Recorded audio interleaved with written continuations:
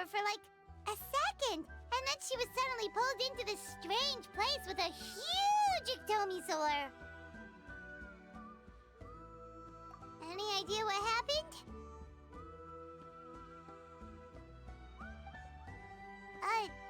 Traveler? Hey, what's wrong?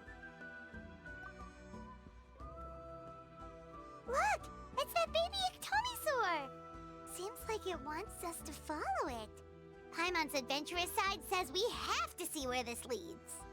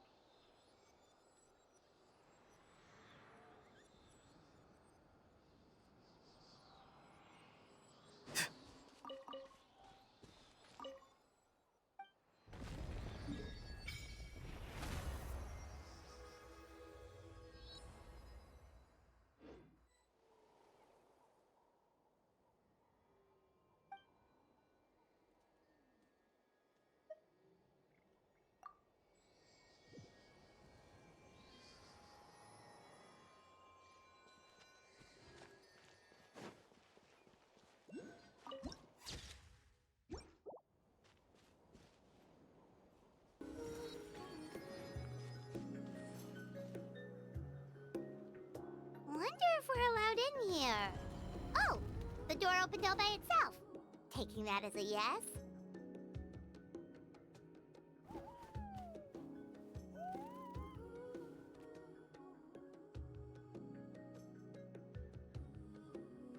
Aw, the ectomisaur from earlier. It's really here. Then let's go introduce ourselves.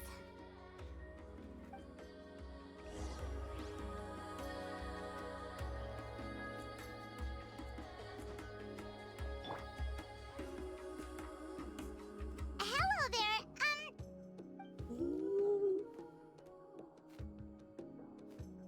Okay. Probably doesn't understand what we're saying. Doesn't look like any cogs are turning in there.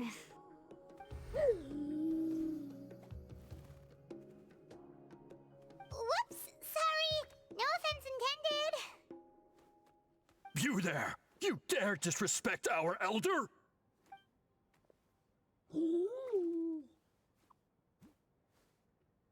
Oh, you mean... Oh, I see. Sorry, my mistake. Apparently you are here by invitation, in which case it's my job to make you feel welcome. Some introductions are in order. I am Kaholam, one of the priests of our tribe. And this is our ectomisaur elder, the great Tlapokpokteetstatel, a living totem among the masters of the Night Wind. Whoa, that's quite a tongue twister. In truth, we usually go with Elder Tlapo for short. You're welcome to do the same. Ah, I assume you're referring to our elder's special ability. Elder Tlapo has been alive for many centuries and harbors secrets that even we priests are at a loss to explain. So your reaction is entirely natural. But one thing I can say for sure is that Elder Tlapo has appointed the two of you to an extremely important task. For this reason, I would like to ask you to undergo a test. What sort of task? And what kind of test? If it's all right with you, I'll take you to see our chief. He's in a much better position to answer your questions.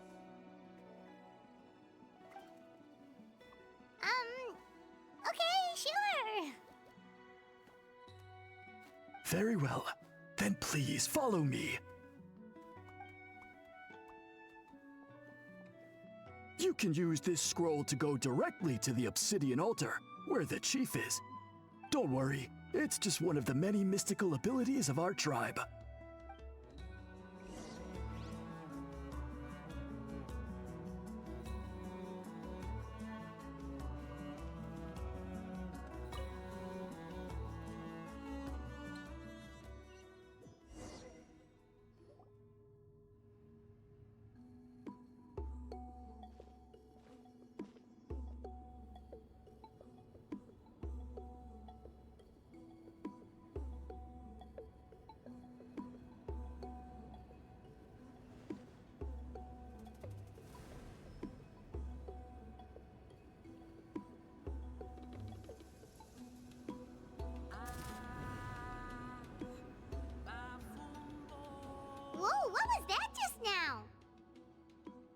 one of the routine duties of a priest. We attempt to contact the spirits of our ancestors to seek epiphanies and revelations. The chief is just over there. Please wait here while I have a word with him. I'll just be a moment. Well, the Masters of the Night Wind are definitely living up to their reputation as the mysterious ones.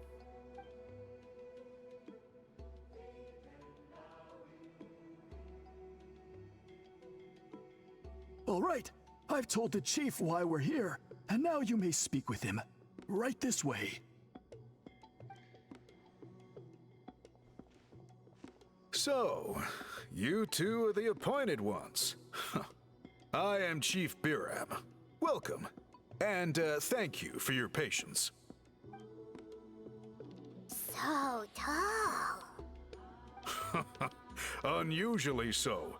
Yes, I am aware, but I assure you, it's no cause for alarm. Oh, no, of course not. Sorry, Paimon just reacted without thinking. Ah, yes. Kaholam told me about that. As outsiders to our tribe, this is probably the first you've heard of such appointments. I'm sure the whole thing seems very confusing. Throughout our history, only members of the Masters of the Nightwind have been appointed to undertake these tasks. This is the first time an outsider has ever been chosen. Really? Allow me to explain. Our tribe has an old tradition of recording history in the form of woven scrolls. And not just our own history. We record the legends and heroic feats of all other tribes as well. It is a tradition we have observed for many centuries. We treat it as a solemn duty. However, when a major event occurs that affects all of Natlan, we record it on a different kind of scroll, used for this exact purpose. And these scrolls can only be woven by someone of the Iktomisor Elder's choosing. When the Iktomisor Elder senses a major change in the ley lines, it will issue a formal declaration to appoint a creator for this scroll. Whoa, so you mean... Elder Tlapo sensed a ley line change quite some time ago, but had not yet designated the scroll weavers until you... Okay, but just so you're aware, we don't know the first thing about weaving scrolls. As a matter of fact, that does not surprise me at all. How come?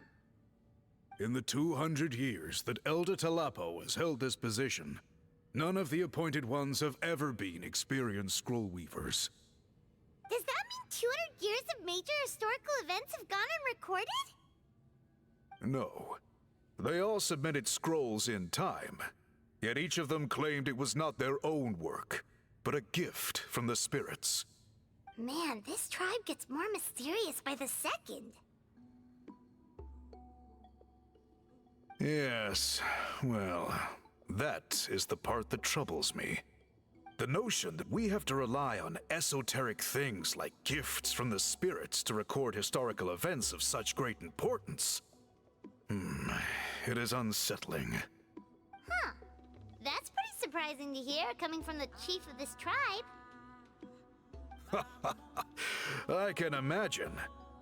You probably see the Masters of the Nightwind as a people shrouded in mystery, who pride ourselves on our arcane practices. But I am something of an exception. I may be the chief, but when it comes to our traditions, I am in fact a proponent of change and reform. I have dedicated my energies to deciphering the many mysteries of our tribe. In doing so, I hope to establish clearer rules that will help sustain our traditions in the future. Wow, that sounds great! So have you figured out the mystery of the gift from the spirits? Sadly not. It is something I've been investigating for a long time, but I have yet to uncover what this gift truly refers to. Only a small handful of events over the years have been recorded on these special scrolls, with decades between each one. And by the time the next scroll weaver is appointed, my time as chief will be long gone. I will not be in a position to investigate as thoroughly. So... While I haven't gotten to the bottom of the matter, I have made some progress. But the only way I can develop my theories further is with the cooperation of the Appointed Ones. Precisely. It's nothing to be worried about. Simply a means of validating my current hypothesis. I can explain everything in detail when we get to the site of the test.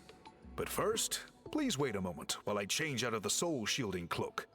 This garb is one of our important cultural relics, handed down by generations of chiefs. It is only to be worn when conducting certain ceremonies. Oh!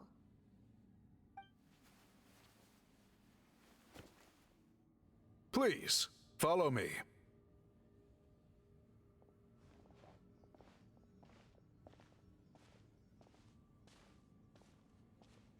Do you see this scroll? If you touch it, you will enter a hidden space. Today's test is, quite simply, to find a way to escape that space. That's it? I assure you, it's not as easy as it sounds. If you cannot find your own way out, I will of course intervene to bring you back here. But then, we will be no closer to solving this mystery. Good. Simply touch the scroll to begin the test.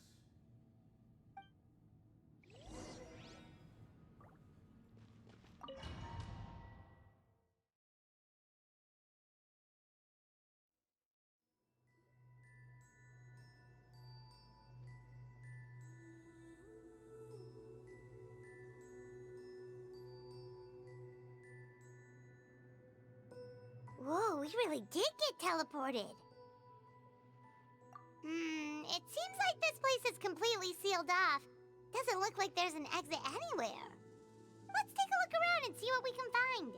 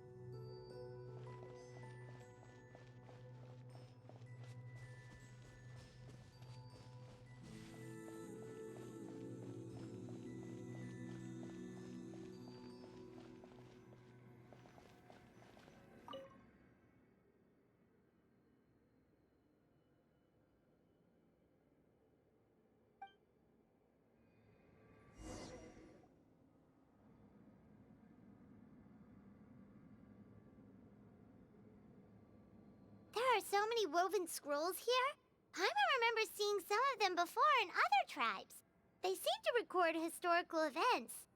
This one really stands out from the rest. For starters, it's the biggest of them all. Wonder what story it tells. Yeah, you're right. Over there, something just flashed. Traveler, did you catch that?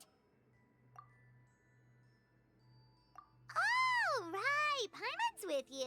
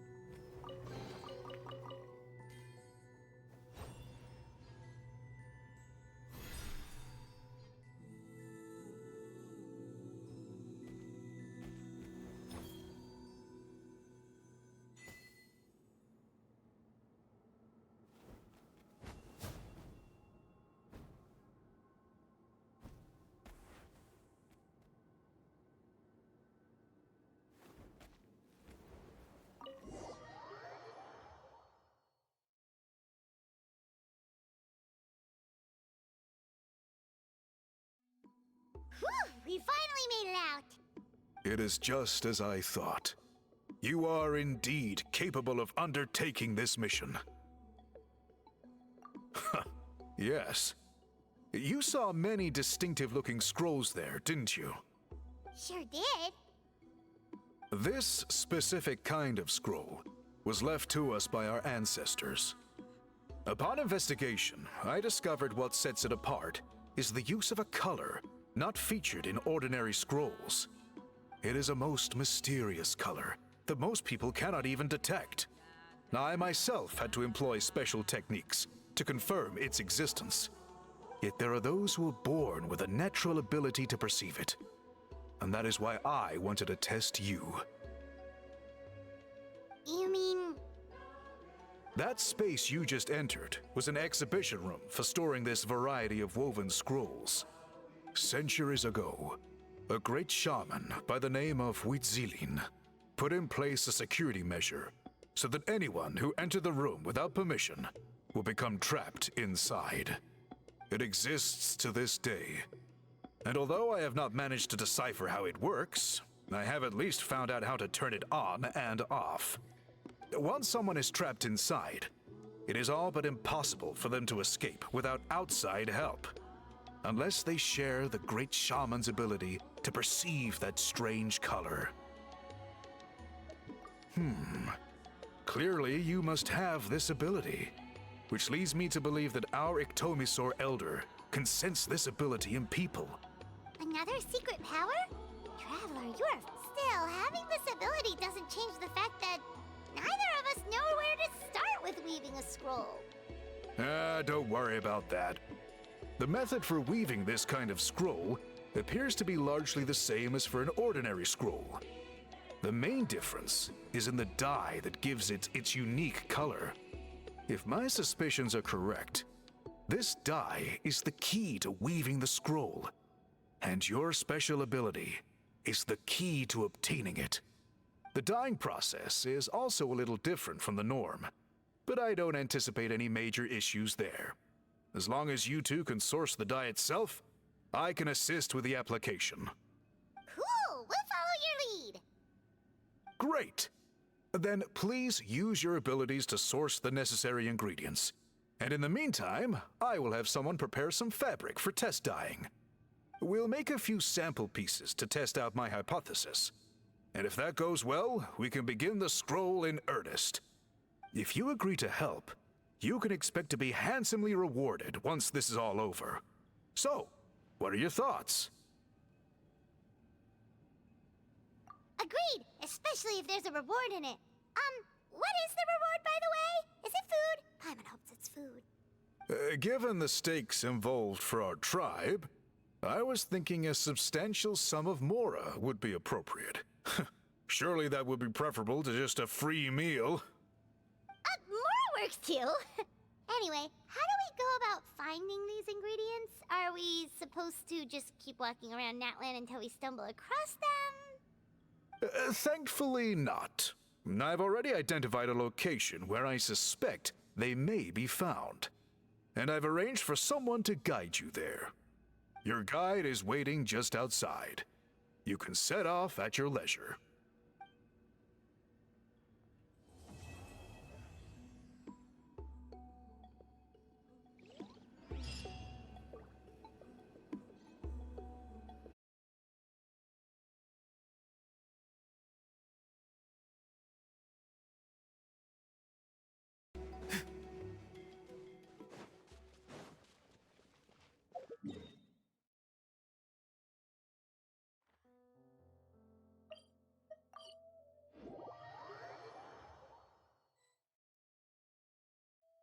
So the dye is somewhere in this cave, huh? This is as far as I can take you. Only the appointed ones may proceed from here. Why's that? Kind of a long story. Apparently, there's a certain fruit that grows in this cave, the juice of which can be processed to make an excellent dye. Many years ago, our ancestors set out to make a series of ambitious works of graffiti art. They selected this cave to make them in, presumably due to the availability of the dye. However, they didn't want anyone to see their work before it was completed, and so they sealed off the entrance to control access. To bypass the seal, you have to have mastered the art of color perception, or something like that. Oh, right. The strange thing is, our ancestors never removed the seal, even after they finished the graffiti art. Since it was sealed off, the only person who's been inside is the great shaman, Huitzilin, and that was 300 years ago. According to her, the artwork tells the story of a hero by the name of Kuntur. But I digress. Sorry, I'm a big fan of graffiti artwork. Once I get talking, I can go on for hours. So you're sure you don't want to come with us? I'll pass. I tried to get in once, but the seal blocked my way. I tried getting my Iktomi to clear it with its powers, but even that didn't work. I guess it's supposed to be a test left there by our ancestors. If you don't pass the test, you're not worthy of viewing their works of art. Aww. Don't worry about me, though. I wouldn't be joining you this time even if I was able to get in. Unlike our chief, I don't have the guts to challenge our traditions. This task is specifically appointed to someone by the Iktomi Elder. Who knows what bad things might happen if I got involved? Fair enough. All right, we'll try not to take too long.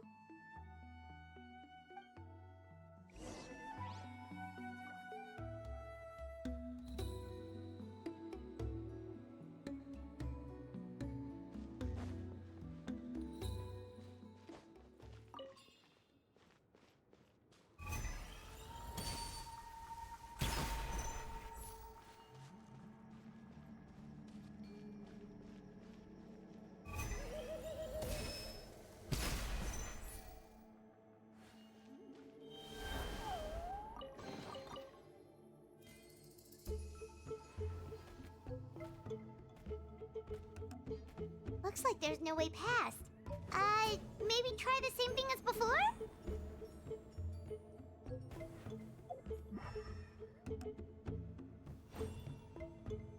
Hey, it worked! Let's head in and take a look.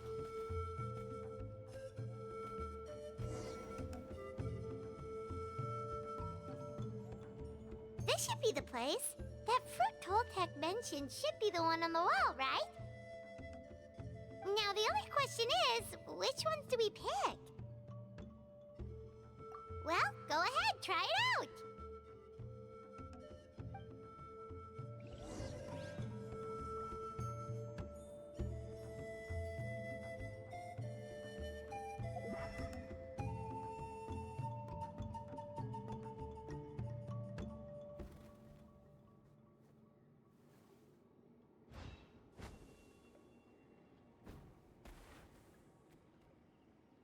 You saw something, right? Whatever it was, grab it!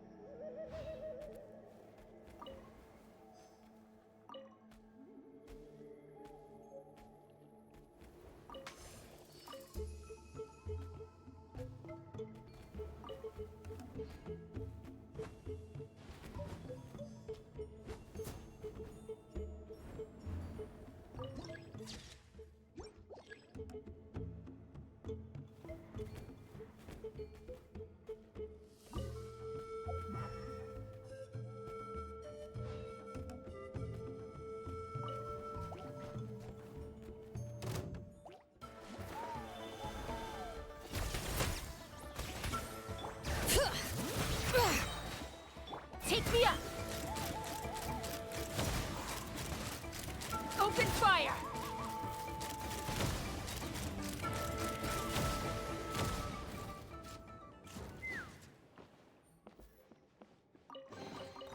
Dividing the loot is often a cause of conflict, but luckily for you, I don't really need this stuff.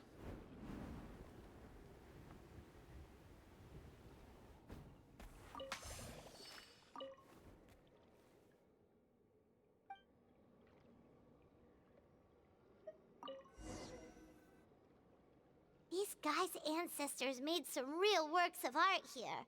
But based on what we've seen so far, it seems like there should be more to the story. Do you think maybe there's more artwork further inside? Seems kinda strange. Yeah, you're right. There's always next time. Let's head back and meet up with Toltec.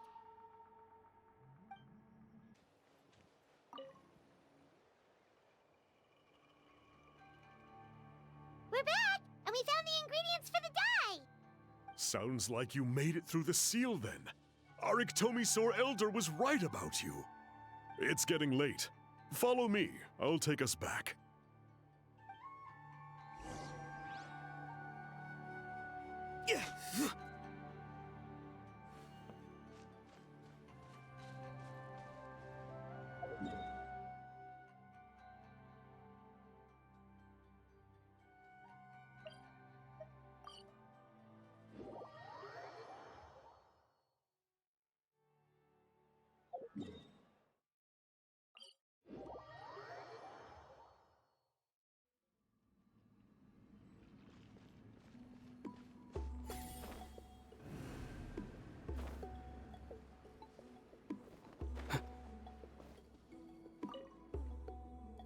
Toltec has updated me on your progress. Well done. I appreciate your efforts. Sure thing. Here's the stuff for the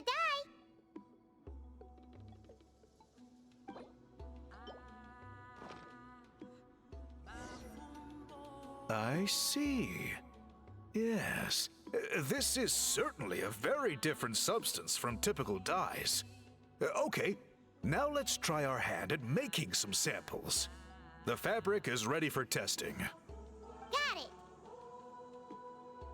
Please come with me.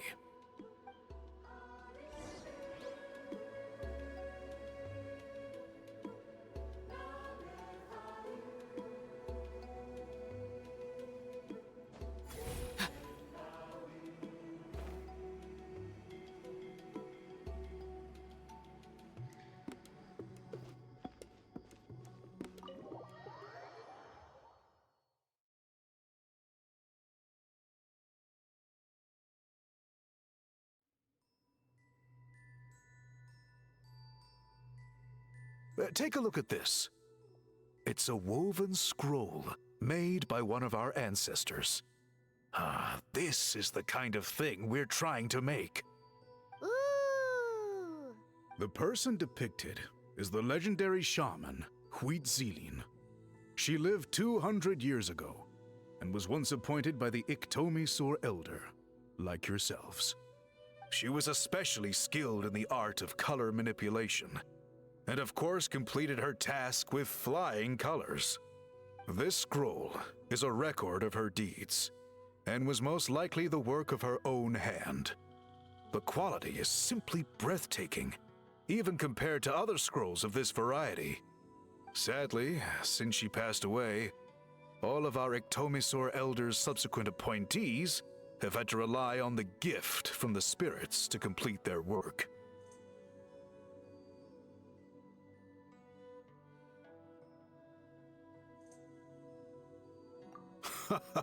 That's a good way of putting it.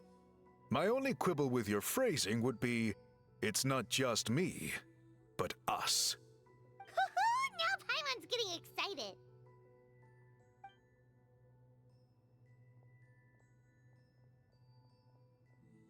Bring out the samples.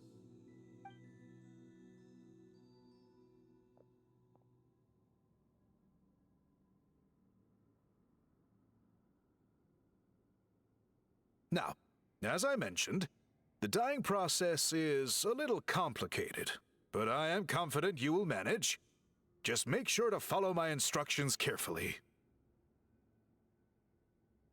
The pattern has already been sketched out on the sample, so you just need to dye each block with the correct color. But you'll need to wait for the dye to fully soak in between each step to make sure the colors don't run.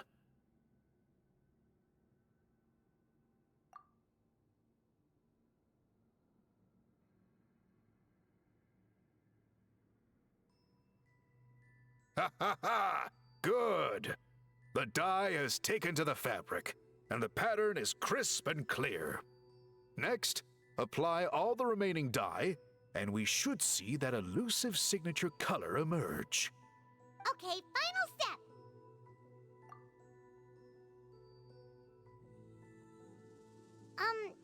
Did it work? Paimon doesn't see it. Oh, that color isn't showing up. Oh, the dyeing has failed. No, your technique was flawless. You did everything exactly as instructed. It would have made no difference if I'd done it myself. Then what went wrong? It could be the weaving technique, or maybe the dye has to be applied in a different way. Oh, whatever the case, it looks like I have failed to get to the bottom of this mystery. Sorry, Paimon wishes we could do more to help. I am the one who should be apologizing. I made you do so much work, and it was for nothing. I will, of course, honor my commitment to compensate you for your trouble, but I do hope you won't give up on this task. I plan to keep investigating, and will be sure to keep you updated with any progress. Don't worry, we're not quitters. Paimon does have a question, though. This whole process of recording history on woven scrolls seems so complicated. Why don't you just write it down instead? You said yourself you're all about change and reform. Well, this seems like a pretty good place to start, don't you think? Writing things down would be easier for everyone, and your records would be more detailed. I think you've perhaps misunderstood my philosophy, but that's okay. I can answer your question, but there's somewhere I need to show you first. Oh, sure.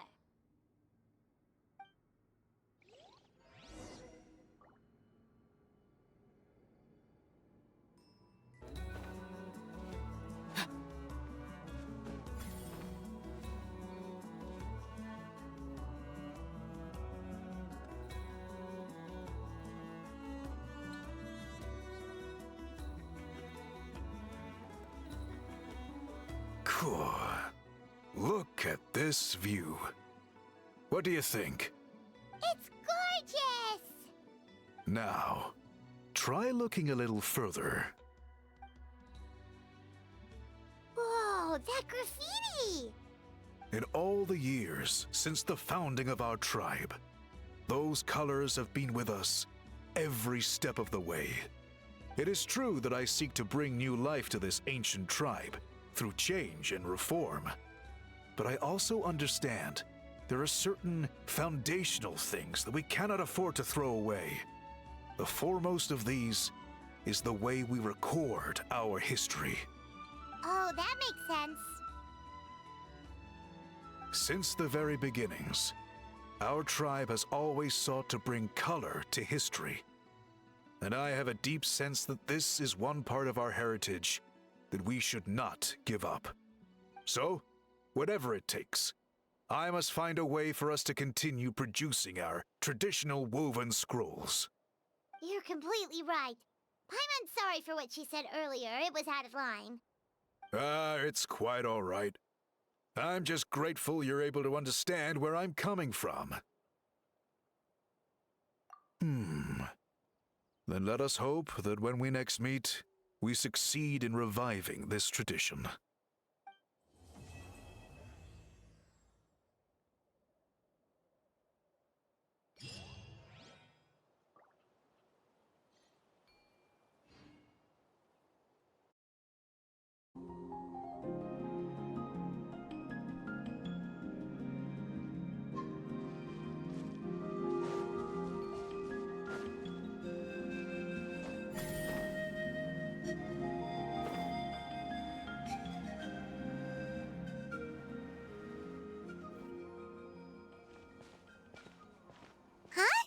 What are the Fatui doing here? That's a little concerning. Let's go over there and see what they're up to. Also, how did they get this close to a tribal settlement?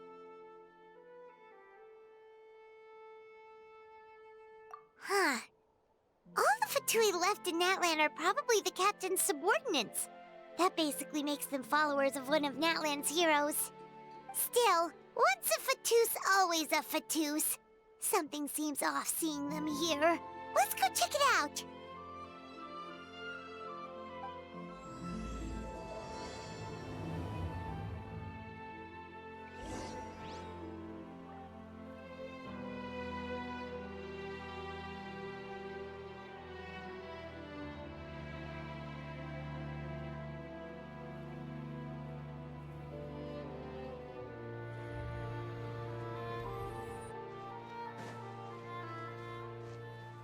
Finally got here, and now Ahem! What are you guys doing here? Following orders. If you have a problem, take it up with our employer. Hey, what's with the attitude? Can the Fatui even work for a private employer? This is Grudok. I hired him to be my bodyguard in Natlan. As you can see, he's not the sociable type. I'm sorry for any offense. My original plan was to hire someone from the local tribes, but a priest recommended Grudok and his squad. I was told they were capable fighters and had the time to spare, so they fit the bill. It seems like the Fatui's reputation in Natlan is quite positive. So that's what happened. Then you must be from Fontaine? Precisely! Montluçon, at your service. I work in the publication business. And you two... Wait, you must be the traveler and his fairy companion. Oh, you know us? A golden-haired traveler with a floating companion. There's no mistake. Your exploits in Fontaine have all the makings of a best-selling series. I'd be a failure of a book merchant if I couldn't recognize you. Wow, we're really famous at this point, Traveler. It's truly my lucky day. I know this is sudden, but I was actually looking for you two. You see, I have a favor to ask. So, you chased us all the way to Natlan? That's a little creepy. You'll be generously rewarded, I promise you. Well, at least he got straight to the point. Should we hear what he has to say?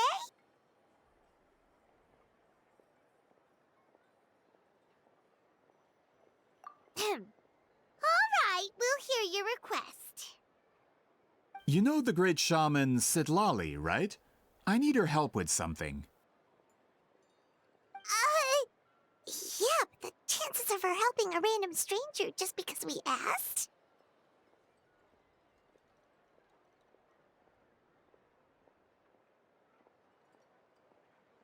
Yeah, Sитлали really doesn't like dealing with strangers. I heard about that from other members of her tribe. But they told me if one person could convince her, it would be the golden-haired traveler. If you manage it, I'll even double your pay.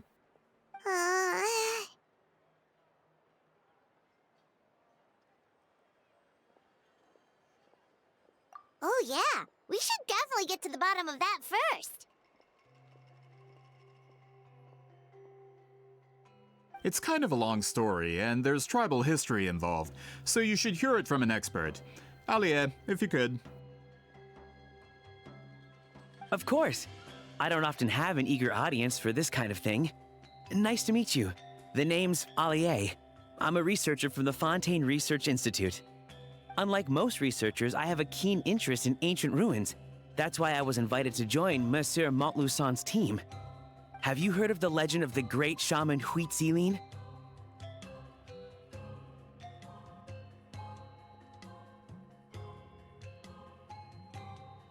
Yes, according to local records, she was a color mystic who lived over 200 years ago, and the most adept in her tribe at using that particular technique.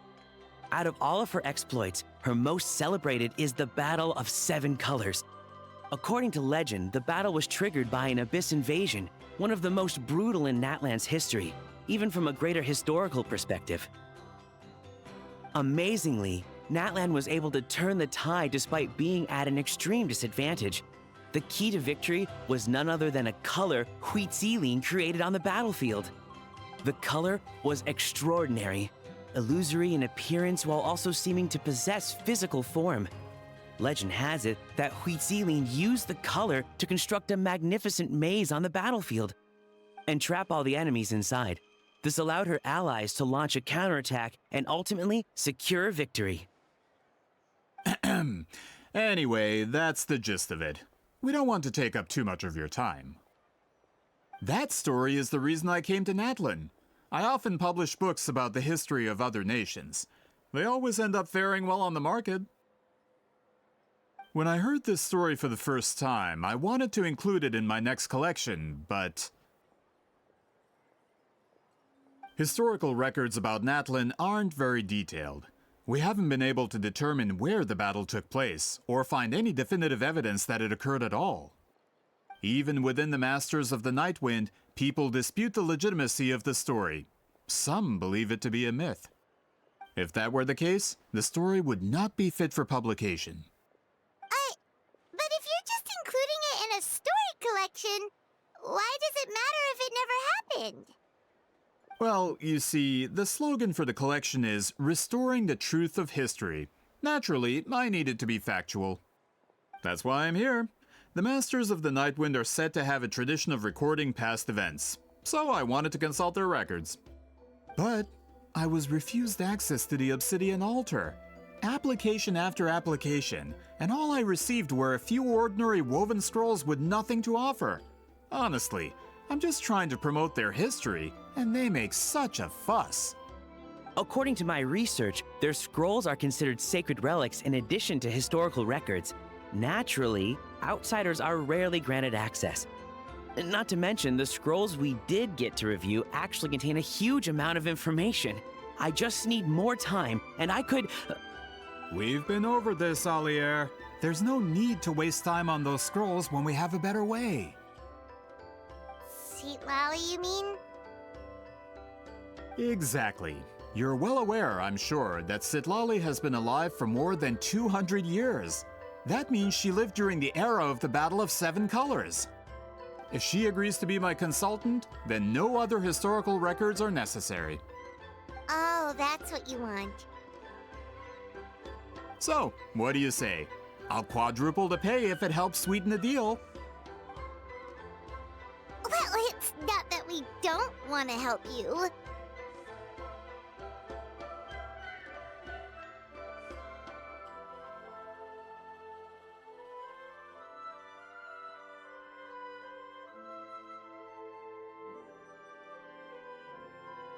Oh, right! The duty the chief gave us has a lot to do with Huitzilin. Who knows? The Battle of Seven Colors might lead us in the right direction. All right, we'll help you convince Sittlali. Just let us do the talking, okay? Of course. Don't worry, I'm sure they'll show up soon.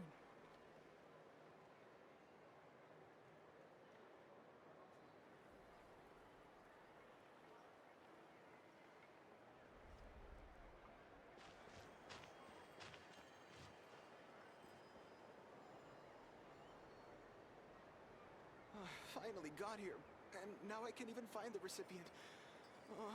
Where are they?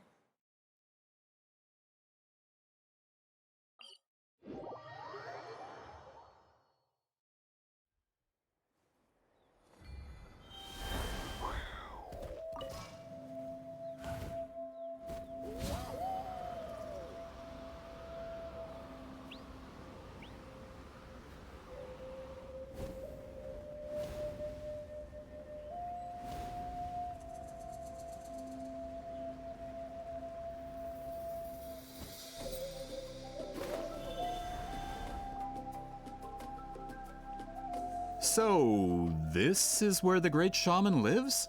A bit far from civilization, isn't it? I hope the person who pointed us in this direction wasn't mistaken. For someone like Sittlali, it actually makes a lot of sense. Is this graffiti her work too? I wonder if it's a cultural practice. If I could just copy it down, We're here for a reason, Alier. As agreed, you two can do the talking, and we'll wait for you here. Okay, we'll go Hopefully she's not hungover.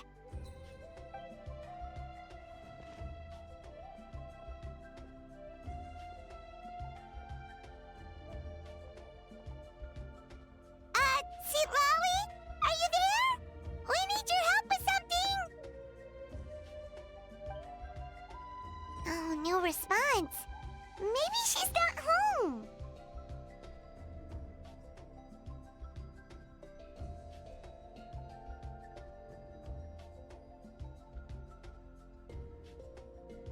Oh, Granny Itzli?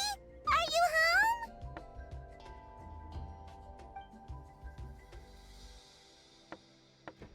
Hey, kid! If you're here to challenge me, book an appointment first.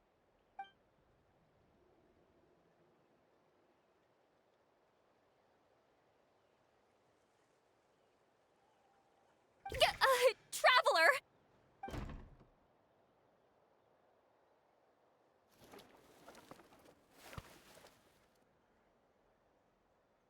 Looks like we came at a bad time.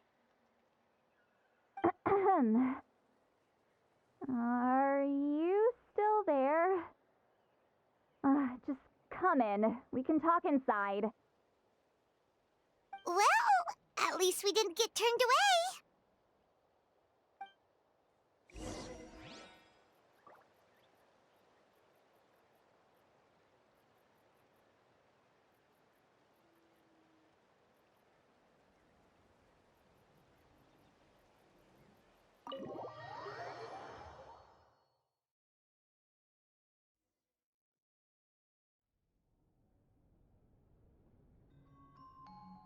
Huh. So this is where Sitlawi lives. I, didn't have time to fully clean up the place. Complain if you want. Menial housework means nothing to a great shaman like myself. Besides, in light novels, people who keep everything neat and tidy are always too boring to be the protagonists. Also, I'm not a hermit. I'm just above superficial rules of societal etiquette.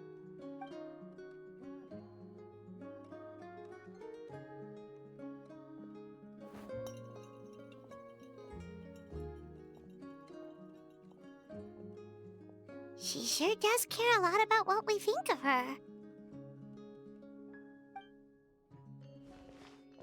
Oh, and that spell I used to transfer my senses to you, you're not still, experiencing the side effects, are you? It's my duty as a great shaman to check that kind of thing. Oh, you mean when we could hear your thoughts? Nope. It's been so long, we don't have to worry about that anymore, right? Then why do I hear the traveler's thoughts in my head? What?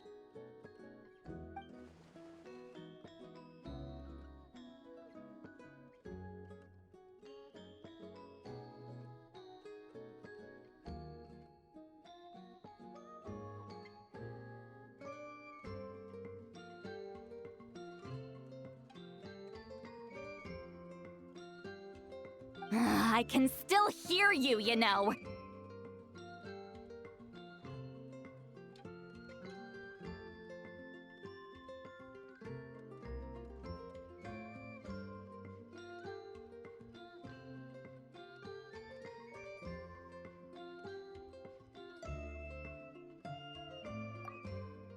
Don't bother. I'll find a way to fix it. First you hear my thoughts, now I'm hearing your thoughts. It was just a simple spell. I use it on you, and now it's on the fritz. Forget it. Just tell me why you're here. Well, someone asked us to ask you to be their consultant. They have questions about the history of Natlan. So they asked the hero of Natlan to put in a good word? Sounds like they know I don't usually trouble myself with other people's problems. The pay is really good.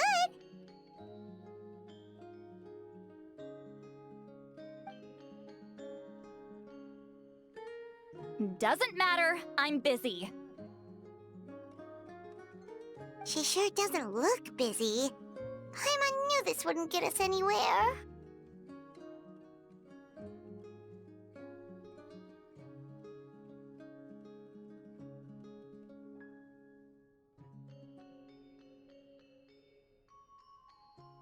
From you? Yeah, we were given a sacred duty to help your tribe weave a special scroll. Huh? So, you're the appointed ones this time? We were surprised too. After all, we have no idea how to weave a scroll like that. But with Chef Biram's help, we were able to make some progress. We still haven't succeeded, but we learned that the key to weaving the scroll is a special kind of color. The historical event those men want to ask about also involves color. If you help them, you might end up helping us too.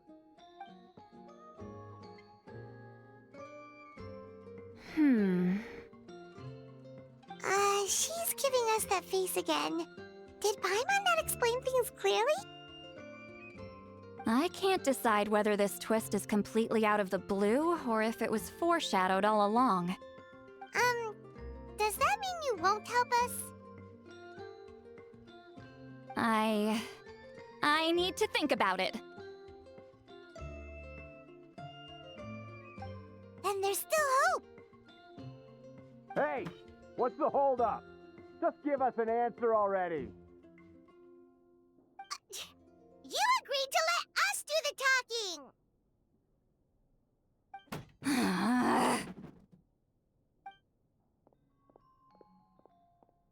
Sитлали!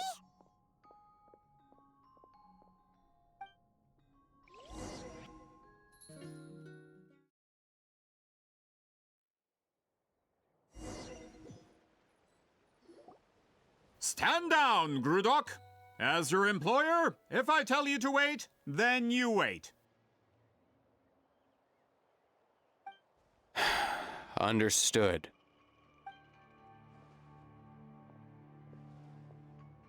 You're the great shaman who's been alive for centuries? But you're so... Apologies for the disturbance. Grudok is a recent hire, so difficult to restrain sometimes. You're lucky you didn't force Sitlali's hand. Well, since you're here, how about a discussion? Do you have any idea who I am? Did you think Granny Eatsley would be fooled by your little performance? I have no intention of speaking to you. Your recent hire interrupted me right as I was about to make an important decision. Pull a trick like that again, and I'll make your lives a living horror novel, except 10 times worse. That's all I came out here to say. Whoa. Traveler, we have a discussion to finish. You live up to your name, Granny Itztli. I apologize for the offense. I'm just surprised the Battle of Seven Colors didn't pique your interest. You're investigating the Battle of Seven Colors? Ah, the Traveler didn't get to that part? Yes, I thought the Traveler could help me convince you. But, if I'm not mistaken, you have a personal interest in this matter, don't you? I heard that the great shaman Huitzilin was a friend of yours. You two must have been close. If I can resolve the controversy and prove the battle took place, I'll include it in my next collection. Then, all of Teyvat will learn the truth. With your support, your friend's heroic deeds will once again be known throughout the land. Inspiring, don't you think?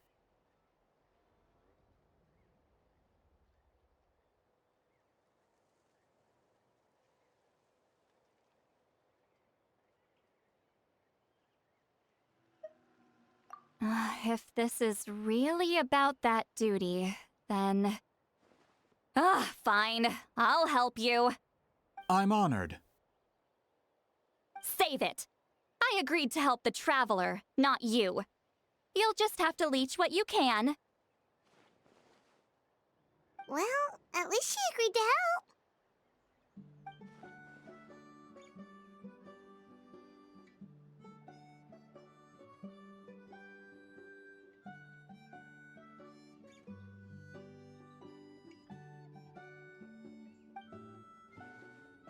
Who are you calling heartless?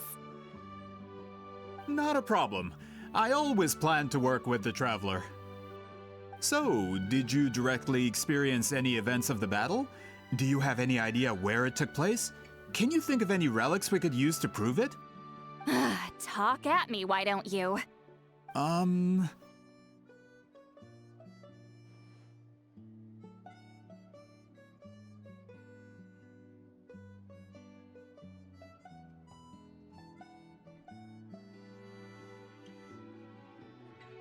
Fine. No, no, and no.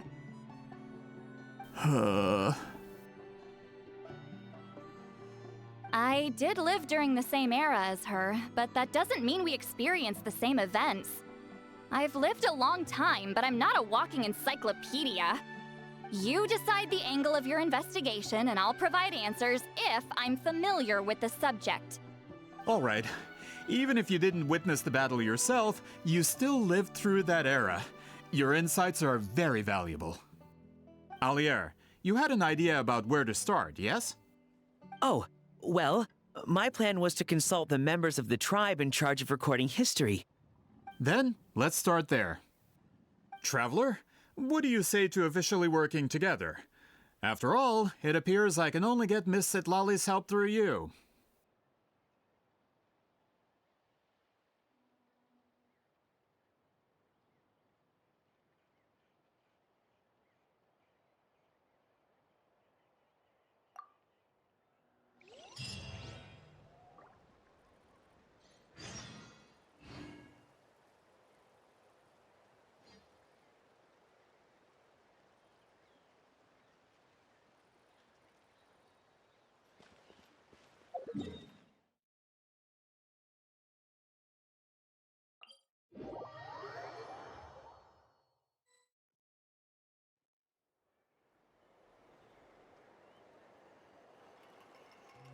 You don't seem super invested in this whole thing, Sitali.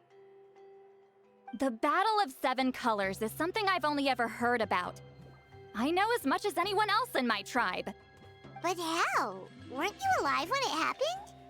I wasn't there when it took place, and she never told me about it. That's how. But Molusa said the two of you were close friends. The battle was legendary.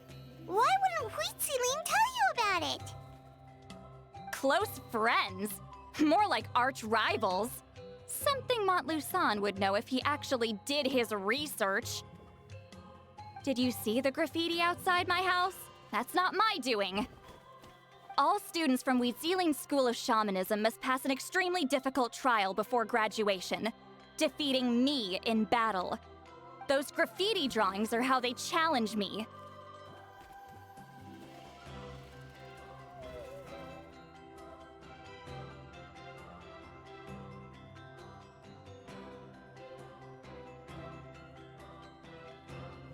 Of course, none of them ever succeeded.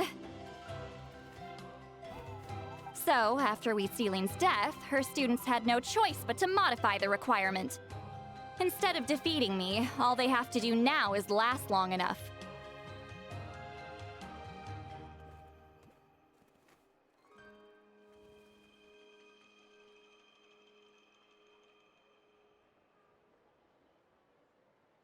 As my rival, Huitziling only had one achievement that surpassed my own, and that was the Battle of Seven Colors. I can only assume she had some kind of secret technique at her disposal. It makes perfect sense that she kept it from me. I'm a fast learner. Telling me about the technique is no different than handing it to me on a silver platter. As if she would give away her one advantage. Oh, that makes sense. Anyway, all of that is secondary. Like I said, I'm only here to help you fulfill your duty.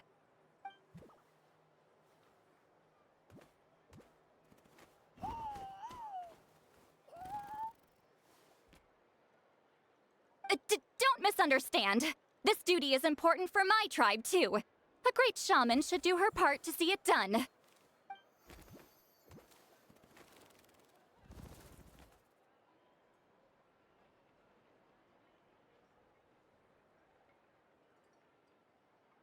Excuse you? I fail to see what housekeeping has to do with my duty as a shaman.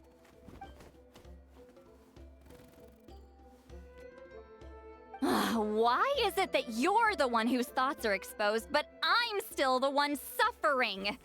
I need to get to the bottom of this. Excuse me, great shaman, but we have a situation over here. We could really use your help.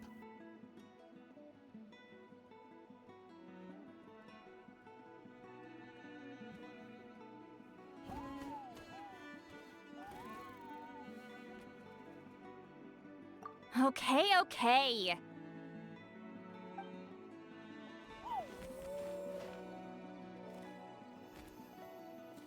Of course the Battle of Seven Colors happened. The woven scroll proves it. Wheat Ceiling used a mysterious color to construct a maze and trap the enemies inside. That's just your interpretation. There's more than one way to understand that scroll. Besides, constructing a maze out of color is ridiculous. Wheat Ceiling was one of the most powerful shamans of her time. She definitely could have pulled it off. That's the biggest problem. She had students. Why not pass it down?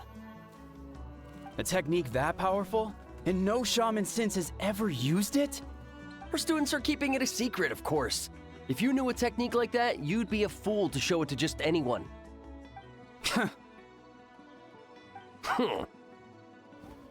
Oh, I didn't mean to cause an argument. I just wanted to ask, is there anything we can use to prove the battle took place? Of course it took place. Why would you need to prove it? You'll have to excuse him. Some people in our tribe insist on clinging to outdated views of history. I'd give up now if I were you. It only gets more ridiculous from here. Please don't fight. Wow, so the battle really is controversial. Am I the outdated one? Kids these days can't find anything better to argue about? These arguments are precisely why I hesitate to include this story in my collection. Neither side was able to offer anything useful. What should we do?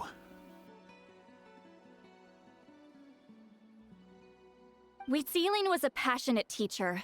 We were opposites in that sense. The technique she used in the battle must have been her masterpiece. There's every reason to pass it on.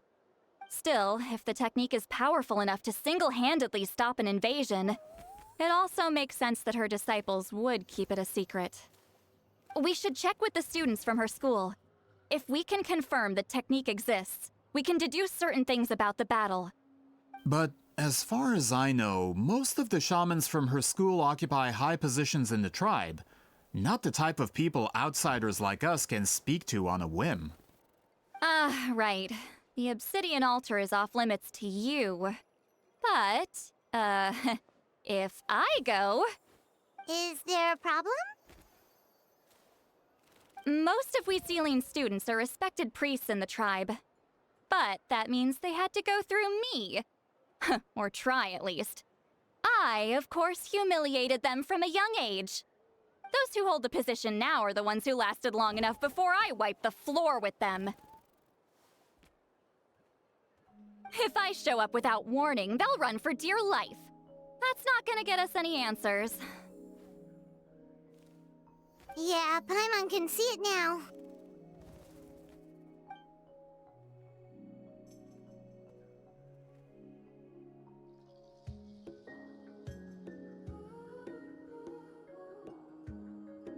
Hey, don't jump to conclusions. That was just a metaphor.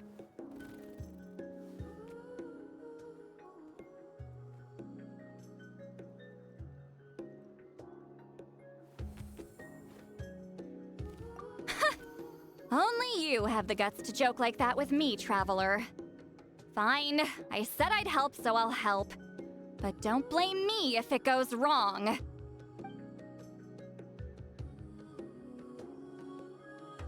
The rest of you can wait for us here.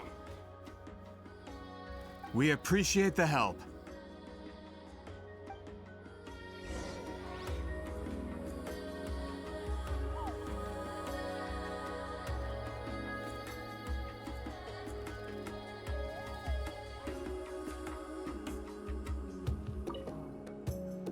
Natlan's history is full of intriguing mysteries. It's too bad I can't talk to those priests myself.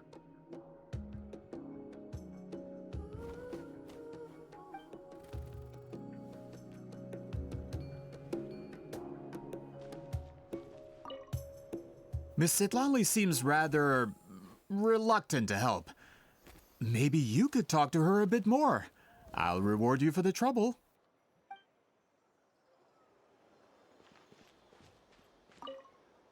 Got a problem?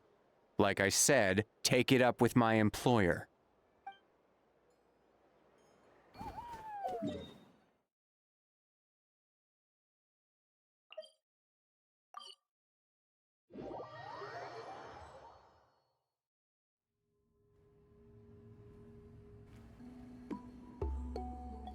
Oh, are you in the middle of a ceremony?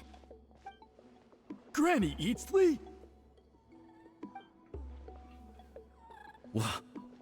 What is she doing here? Did some coward not show up after challenging her to a fight?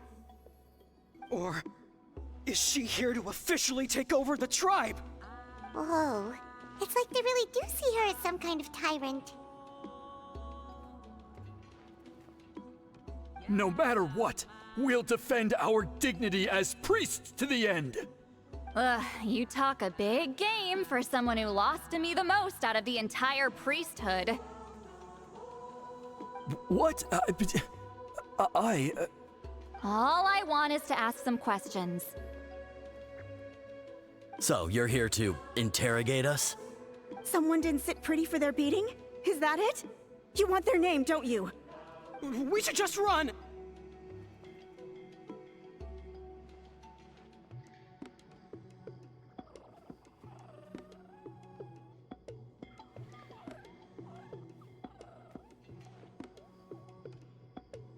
Yeah, with the hero of Natlan here, Granny Eatsley will be on her best behavior. Sure, whatever you say. Oh, it's the Traveler and his companion. That does make me feel better. How can we help you?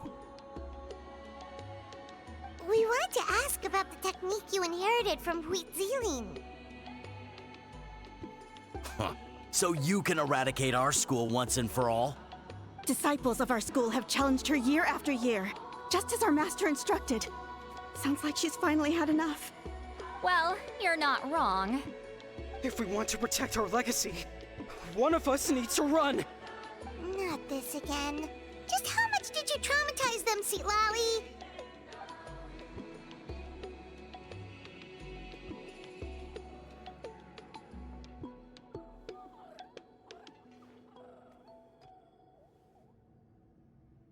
Hey! You can't just say whatever you want just because it's in your head. I'm Granny Eatsley. A mere mention of my name and kids burst into tears. Love and respect? No one has the guts for that.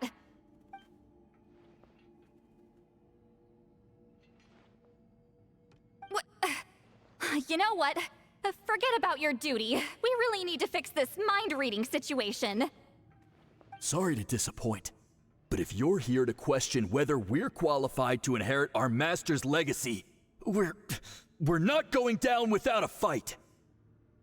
We're not getting anywhere. What should we do, Traveler?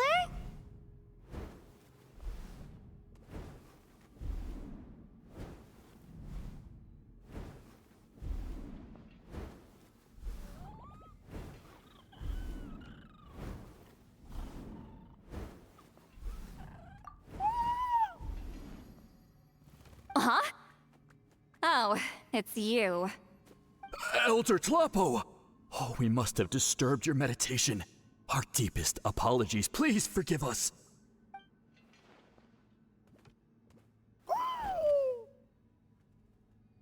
Did Elder Tlapo just issue a declaration? From what I can tell, in a single word, the message was... friend? Is Elder Tlapo telling us to treat Granny Eatsley as a friend? That's not possible, is it? Oh, you forget yourselves, my friends. You are esteemed priests of our tribe. Where are your manners? But Chief! I didn't expect to see you here, great shaman.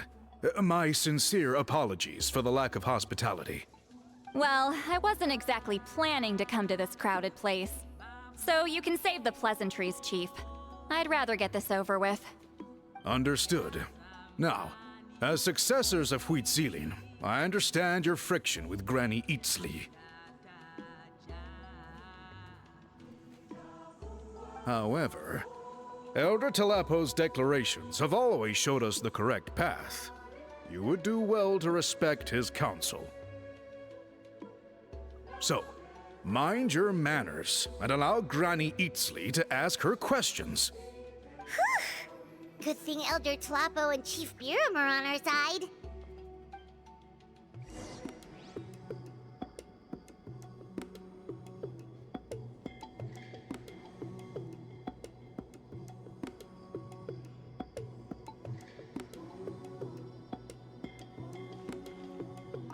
Why does Granny Eatsley want to question us all of a sudden? Should we plan our answers in advance? That brutal graduation exam. It's all coming back to me. You heard the chief. There's no running away.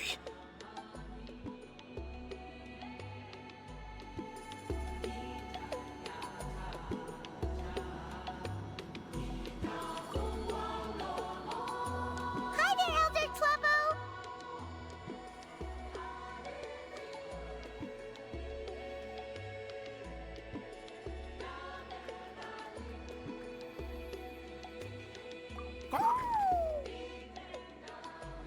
Hey, he seems pretty happy to see us.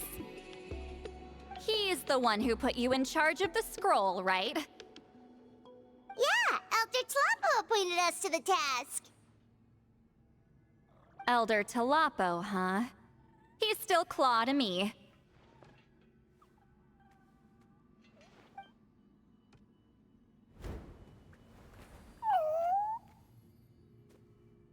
Hey, don't pull that cutesy stuff with me.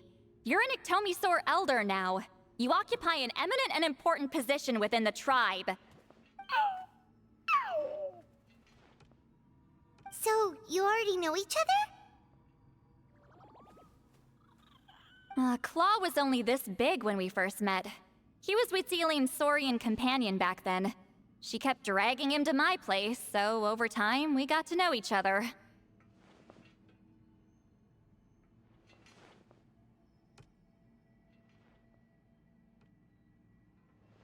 She only came to my place to fight me.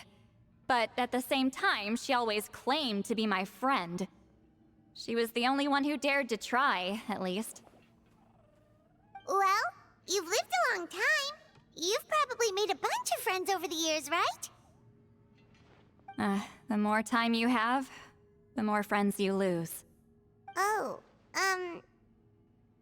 Anyway, let's get back to business. I hate talking about the past.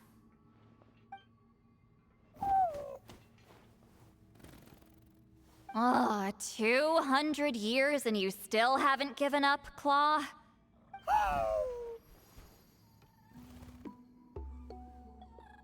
I still haven't made up my mind, so you should head back. Traveler, Paimon, let's go.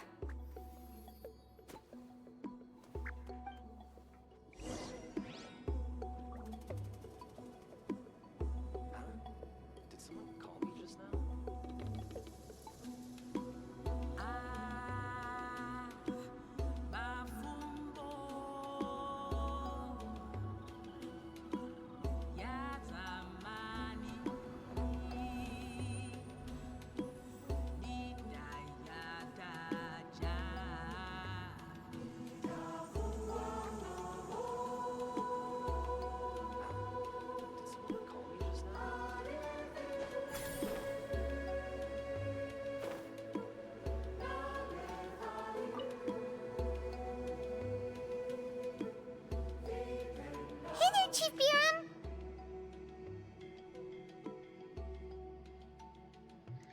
Oh, wait. We haven't reached out since the last time we failed the task, huh? I'm just grateful you haven't forgotten that duty. Actually, we have good news! We found another clue! I'm all ears. It's the Battle of 7 Colors. Huitzilin's claim to fame? That sounds promising. But the battle took place hundreds of years ago. An investigation is bound to be difficult.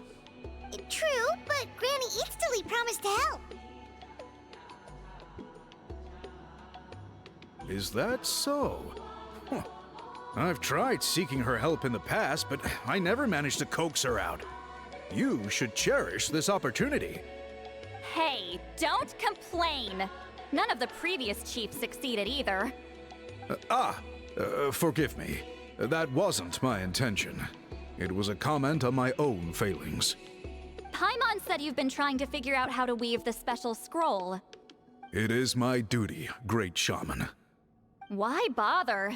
The scrolls always end up completed on time. So what's the point of figuring it out for yourself? If I may, this task concerns the history of Natlan as a whole. And in many ways, history is the memory of a people. Memory is sacred to our tribe. I'm sure a great shaman understands that better than a humble junior like myself. Something this important cannot be left to baseless rumors. I know you don't concern yourself with the daily affairs of the tribe, Granny Eatstily. Even so, as a priestess, I trust you wouldn't leave something like that to chance. I get your point.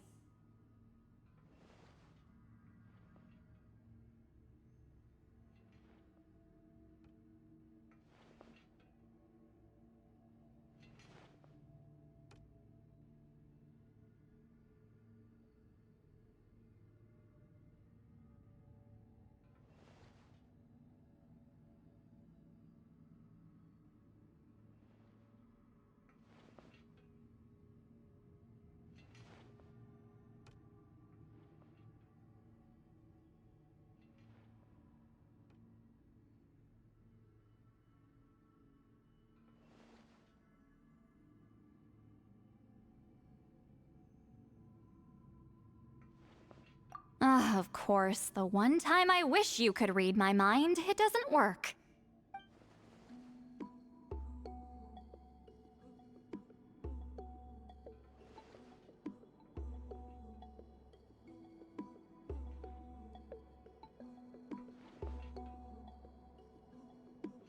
No, that's not it. Huh? It's not important. Rest assured, Biram, with my help, the Traveler and Paimon will definitely be able to complete the task. Haha. You have my thanks then.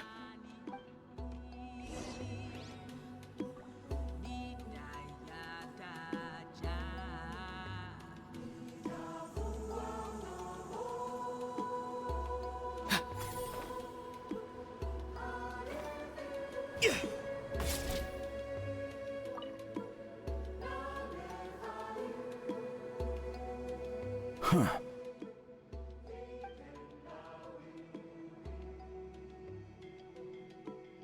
So are you here to test whether we're qualified to inherit Master Wheatselian's legacy?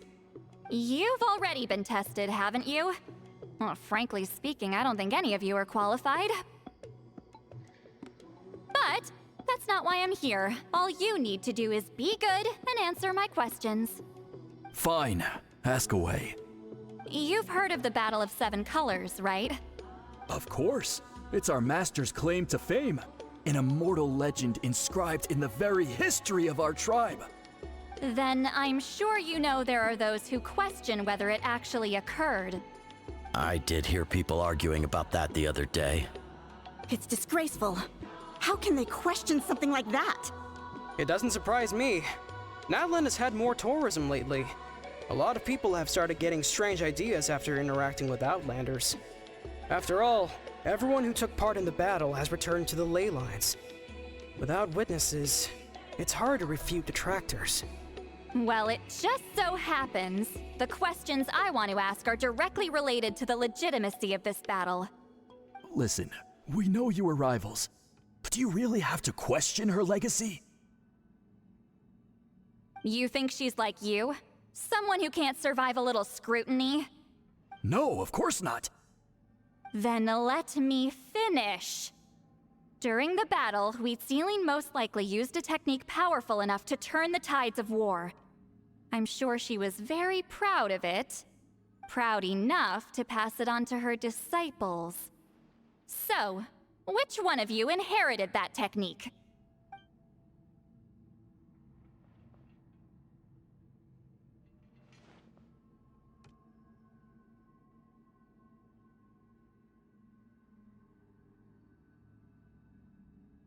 I don't think any of us have heard of it. Listen, I'm not trying to take it for myself, so be honest. With or without it, I can wipe the floor with any of you. Yeah, no objections there. But I'm telling the truth. None of us have ever heard of that technique. What's wrong with her? Why would she let it go extinct? Master's body of work is massive. No one student could hope to learn all her techniques. Mastering just a few already takes a lot of effort. Master had no choice but to recruit many students, split up what she knew into different portions, and pass it down through various individuals. So even though we see ourselves as representatives of Wheatzilian's school of shamanism, what we know isn't the sum of her legacy. Actually, I know of a shaman family that inherited some of Master's techniques. The family fell on hard times and lost the right to the priesthood. Still could be worth a shot. But if they inherited Wheatzilian's secret technique, shouldn't the family be thriving? Well, it's the only thing I can think of. All right, give me their address. I'll mark it out on your map. To be honest, I'm not optimistic about the future of this investigation.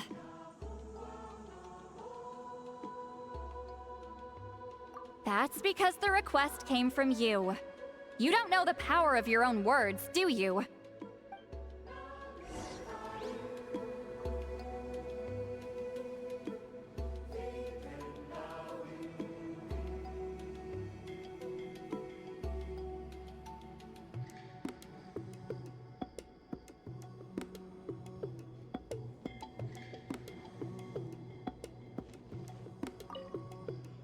I hope Granny Eatsley's satisfied with the information we provided.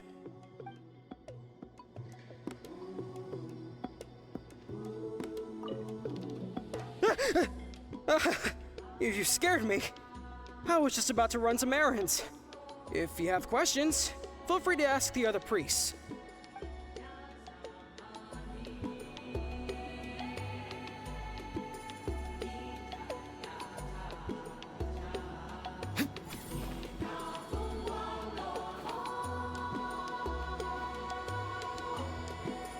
That poor coward. I should go find him and convince him to accept his fate.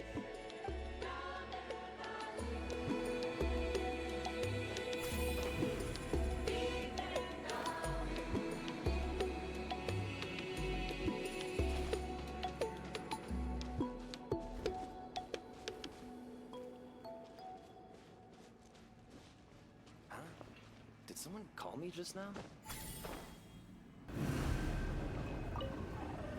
So, was that an interrogation?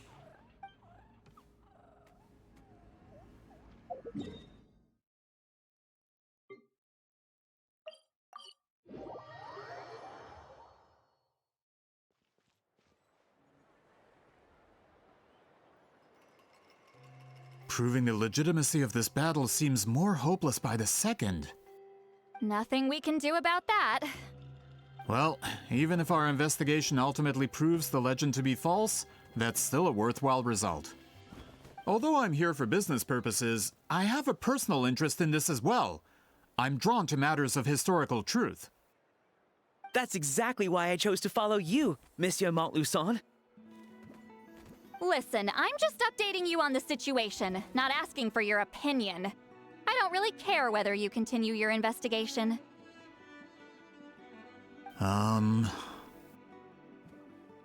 Traveler, you came to me for help with your scroll weaving duty, right? You thought looking into the Battle of Seven Colors could give you answers. That's understandable. But based on our progress, I'd say this is a dead end. Instead of wasting time, you might consider taking a different approach. I'll try to think of another way to help you. Respected traveler, let's not forget about the compensation I promised. You shall have it in full. Extra, if that's what it takes.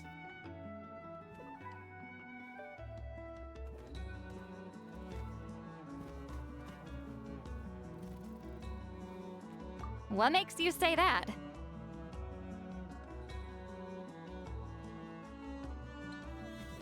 Yeah, based on what you've told us so far, it kinda seems like there's unresolved tension between you two.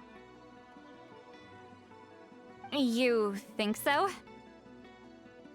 She claimed to be your friend, but picked fights with you non-stop, and never told you about her biggest accomplishment. By figuring out the truth behind the battle, maybe we can finally help you get closure. Closure? I'd say we're 200 years too late. But fine, if you want to keep investigating, be my guest. Ah, that's wonderful news. Alright, let's go visit the shaman family.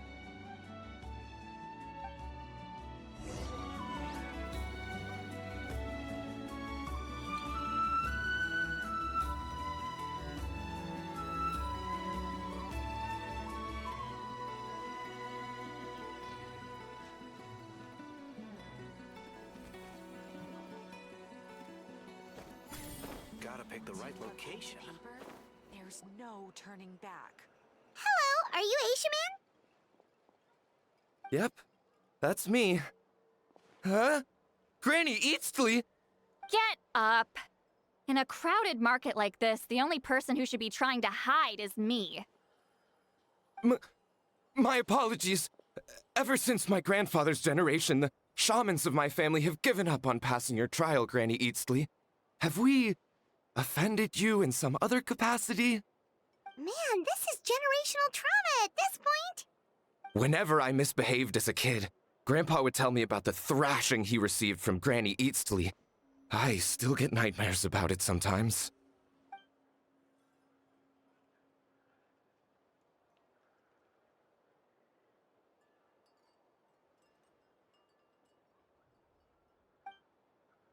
Hey, don't get any funny ideas. This was your idea, remember? Keep asking your questions. I'm going to find somewhere quiet to wait.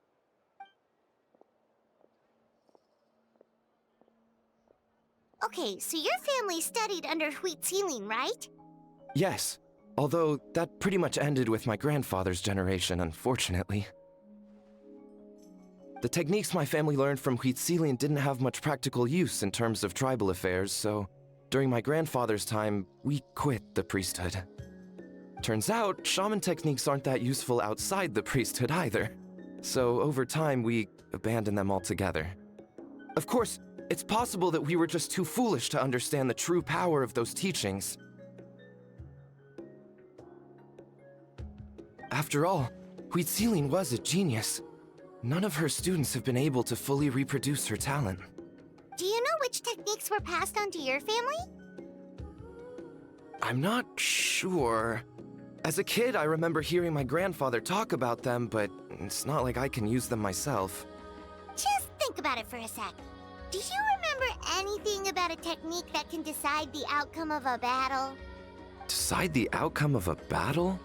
No, I don't remember anything like that. Besides, my family wasn't really known for our talent. If a technique like that exists, I doubt Huitzilin would pass it on to us. You might have better luck asking one of the priests. They're descendants of Huitzilin's most gifted students. Well, looks like we're back where we started. Still no definitive evidence the Battle of Seven Colors took place. Alier, do you think we have enough to draw a conclusion? All we have are non-witness accounts. We could put together an interview, but that's not going to hold up in academic circles. Then we have to keep going. Oh, you're investigating the Battle of Seven Colors? Yeah, you know about it? Not a lot, but there's something special about my family. In addition to shaman techniques, Huitzilin's stories were passed down to us as well. Say what you want about my ancestors' dedication to shamanism, but they definitely paid attention to those stories. And of course, The Battle of Seven Colors is the most exciting story of them all. We don't need another story. We need something concrete. Does no one in your tribe understand that? I'm not sure if this is helpful, but the story passed down in my family is a little different from the one told in the tribe. Really? Well, it's Huitzilian's personal account of the event, so it's a lot more detailed. For example, in the version I heard, the battle took place in a location known as Chico Mostuk Cave. That means you can tell us where to find it. Have you ever been to this place? Unfortunately not. I studied maps of Natland before we left, Monsieur Montluçon. I don't remember ever seeing such a name. Could your ancestors be mistaken, Mr. Eshemin? It's unlikely. My family may have let the shamanism side of things fall by the wayside, but we're serious about these stories. In the words of my grandfather, some things deserve to be passed down more than secret arts. If Huitzilin's version of events differs so much from the general understanding, that makes it even more likely the battle is completely made up. Yeah, that's disappointing. Oh, hold on. You mentioned the Chico Mostuk cave? Oh, yes? Can I clear something up for you? It's been more than 200 years. Huh. I never thought I'd hear that name again. What do you mean?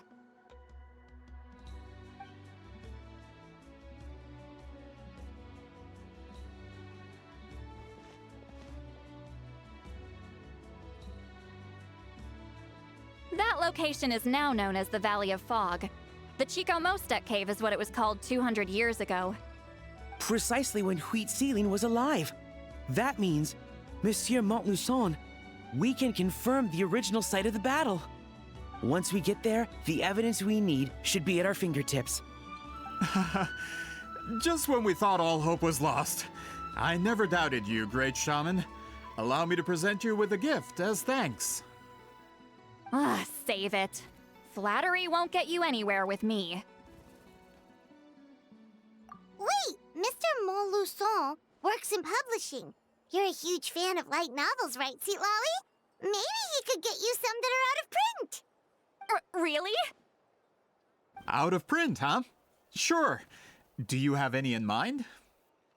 Well, if we're talking collectibles, then the first edition of Shogun Almighty Reborn as Raiden with unlimited power is a must. It's the first major hit of the isekai genre. Several editions have gone to print, but copies of the first edition are exceedingly rare and valuable. I see. There's also its sister work, Pretty Please Kitsune Guji. It was Yai Publishing House's attempt at gauging the new market trends. It's opened the door to a new genre after readers grew tired of isekais. The sales speak for themselves. Actually, Yai Publishing House released a limited edition not too long ago. But it's almost impossible to get. Anyway, I'll take those two. Sorry, I'm not sure I caught all that. What were the titles again? Reborn as Kitsune Guji? These two titles are among the most successful and well-known works in the entire industry. You're telling me, as someone who works in publishing, you've never heard of them? I'm a merchant from Fontaine, after all. Regarding this particular genre from Inazuma, I'm afraid I lack your level of expertise. Amateur.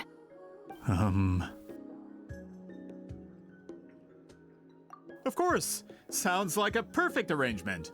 Now, there's no time to waste. We should head to the site of the battle right away. Once we get there, it'll take a bit more work to determine the actual location. Right now, all we have is a general idea. Well, I'm sure Miss Sittlali can help us with that. Have you even looked at the time? It's already evening, and I have important plans tonight. You expect me to work through the night? Well, what do you think, traveler? Okay, we'll find a place to rest for the night. When should we meet tomorrow? He's persistent, huh? How about noon? Do we have to wait that long? Great shamans have important matters to attend to in the morning.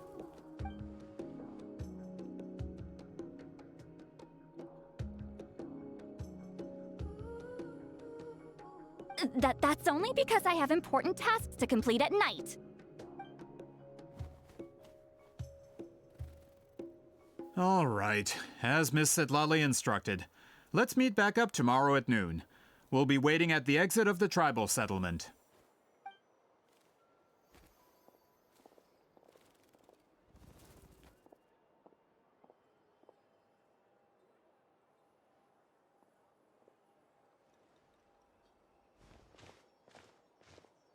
Sorry, I just wanted to ask, is Granny Eatsley satisfied with my answer?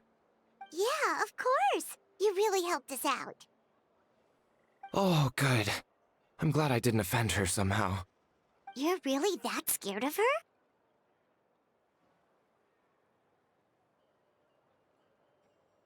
To be honest, Granny Eatsley almost never interacts with ordinary tribespeople like us. Everything we know about her comes from rumors. She's a powerful shaman who's lived for over 200 years. As a great hero, you're probably the only one who isn't intimidated by her.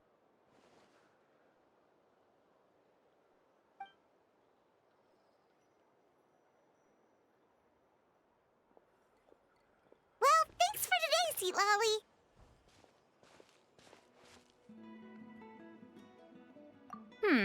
That's quite considerate of you. All right, let's grab a few drinks. Just like last time. Wait, didn't you say you had important plans tonight? What did you think I meant? Does that mean you've gone drinking every night for the past 200 years? Now Paimon's worried about your health. No, I've had enough socializing for one day. I know somewhere quiet. We can just buy some drinks and head over.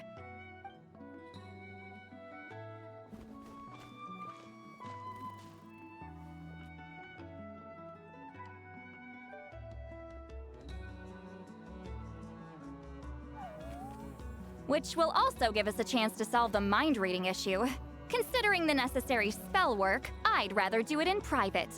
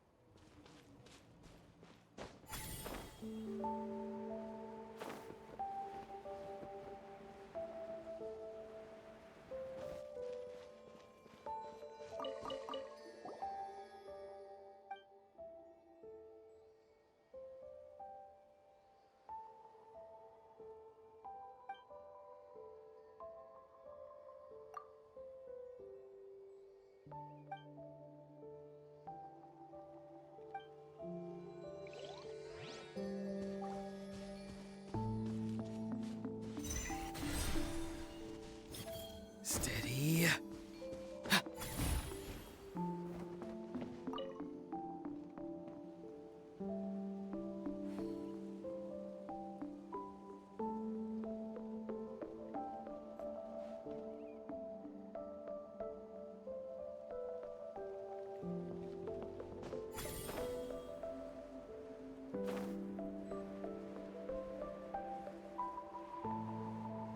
Is this the place? No, further up. Further up?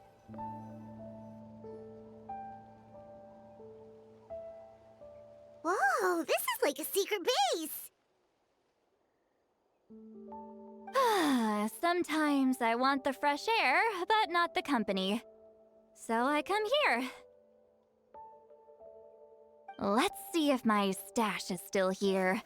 Ah, great! The halberd crest birds didn't eat my snacks.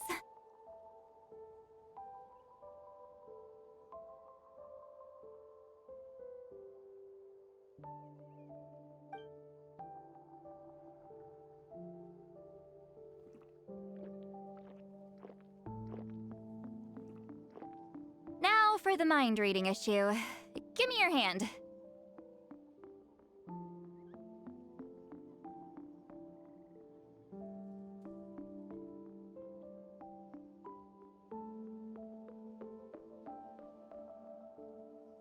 It might take a little longer, actually. I just need to share my senses, make a clean break.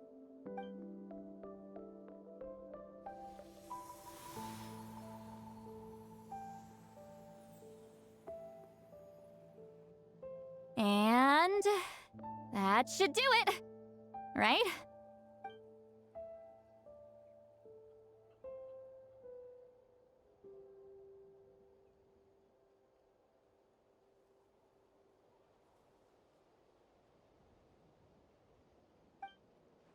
You're not wrong.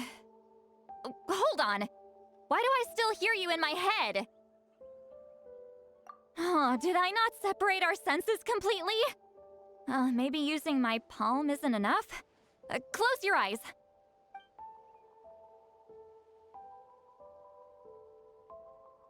Oh, please work, please work. A great shaman should be able to handle this. Okay, what about now? Huh? And now? Huh. Whenever I try to remove the effect, it just flips direction and gets worse.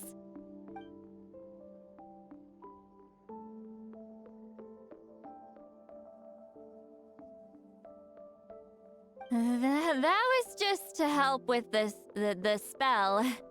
Ah, shoot. I still hear you.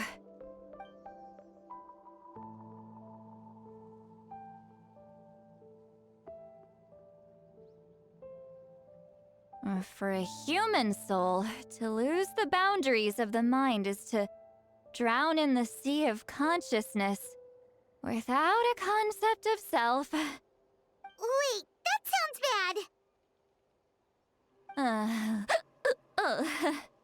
I read that in a light novel. When it comes to the real world, I think it's pretty accurate. Is Sитлали drunk? She's not making much sense. Anyway, we'll just have to leave it for now. Hearing the traveler's thoughts isn't that bad, right? You should just tease him. That's what Paimon would do.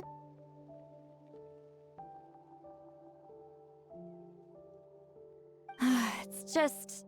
I'm not good at this. I'm not used to being close to people. Sorry, I said we could be friends, but I guess I'm not ready.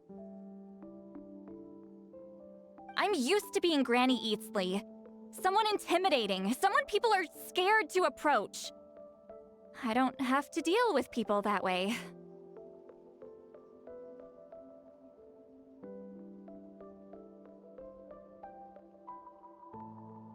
Yeah, Paimon's been wondering. Why do you insist on living so far away? You could easily become a leader of your tribe, someone everyone loves and respects. When you live as long as me, a person is like a flower. The color draws you in. You water it to see it bloom. It rewards you with its fragrance, but it doesn't last. With the passing of the seasons, everything withers away. You can try to water it, but it will never bloom again. Even if the same plot of soil is covered in flowers the following year, the one you remember won't be there. That's just how it is. Most of the people in my life will be gone one day, just like a flower. Getting close means losing friend after friend for hundreds of years, until the weight of their memories crushes my soul. If people don't care about me, then I don't have to care about them. It's better if the people in my memories are nothing more than fleeting strangers. Sитлали.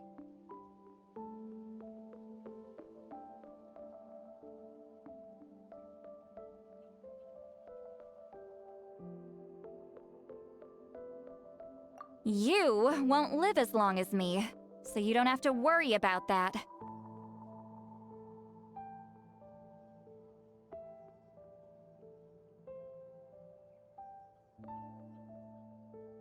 Really? Then you should understand. Nearly everyone you know will be gone one day.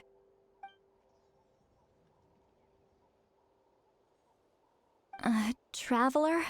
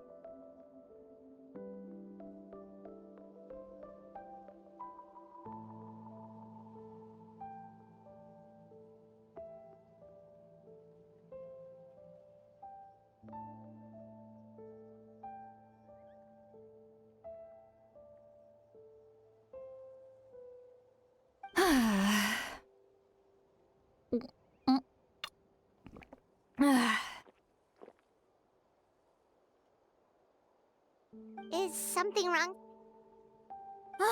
Stupid mind-reading side effect won't go away. It's not like I want to hear you complain about me all the time. Okay, she's definitely drunk. Sитлали, maybe take it easy? At this rate, you might sleep past noon tomorrow. I'm not drunk. I remember everything the traveler said. Just gotta think of a response. I'll think of something. Uh-oh, not this again. Is she asleep? I'm fine. Can get home by myself.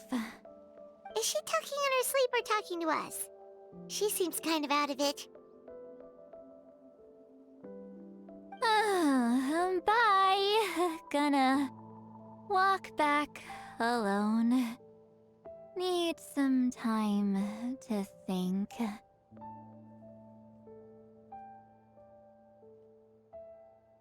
right.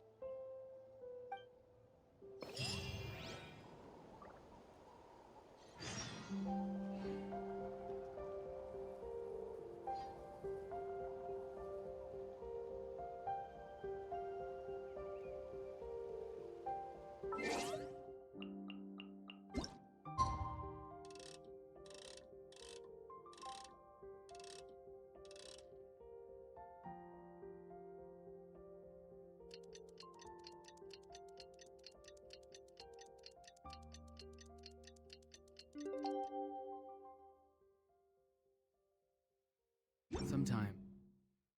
The shrouded path is not meant to be walked. Move forward with blind ambition, and the smoke might suffocate you.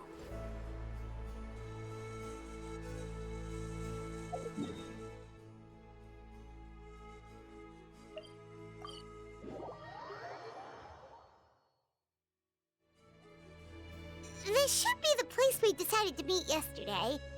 Who knows if Sитлали will show up on time? She drank so much last night, she might not even be up yet. Ahem. Sитлали! No need to sound so surprised. Drinking is just a way to pass the time. I mastered the art of moderation long ago.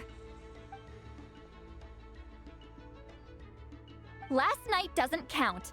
It was a minor slip-up, that's all. Anyway, I gave everything a lot of thought, and I think you're right about something. The Battle of Seven Colors holds the key to a lot of the answers I've been searching for. So that's why you're here so early. Traveler, great shaman. Sorry to keep you waiting. Shall we head out?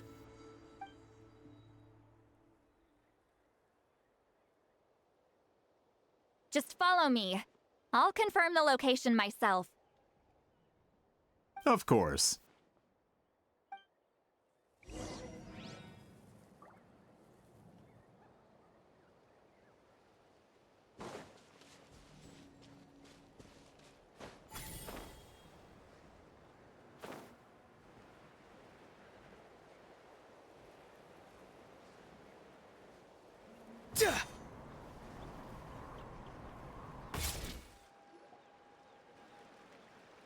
This should be it.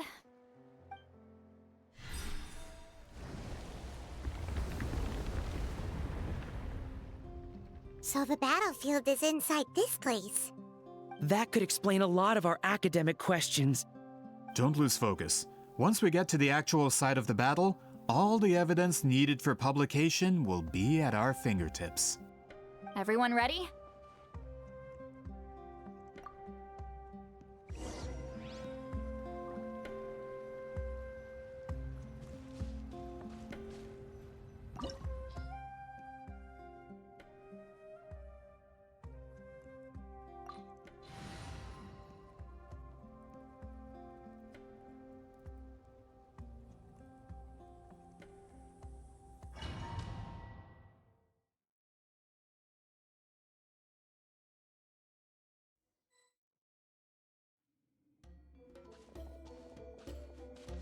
So the Abyss invaded through a cave like this? When the Abyss first began to corrode the ley lines, they took every opening they could get. All the items here should be useful for our research. You're not to touch a single one without my nod of approval. I don't support invasive excavation techniques either. Ah, of course. I'll defer to the experts on this matter. Well, shall we continue?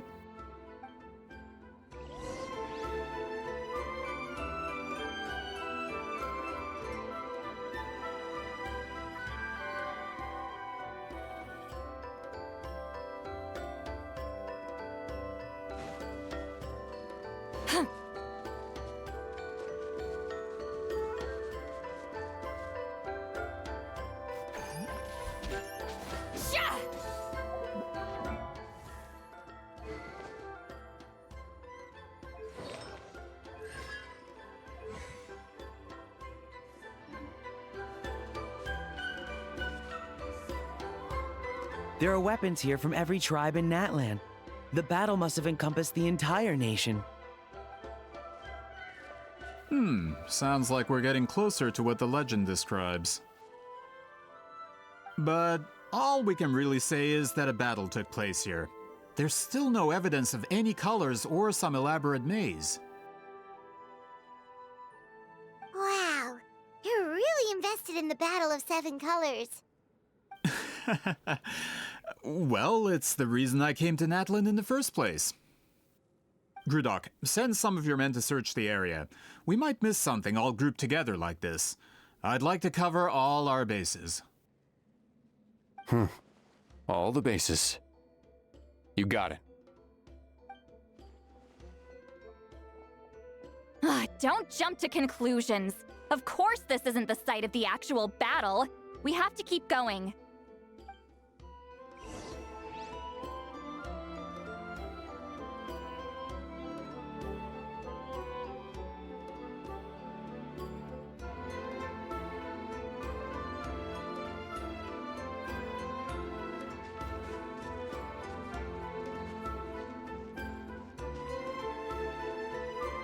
This wall is in our way! I might have an idea. Traveler, try removing that sphere.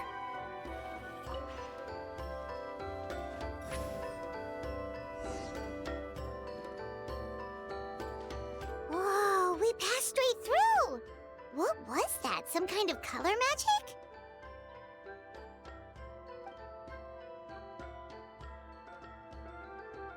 It's very close to the technique Wheatsealing might have used.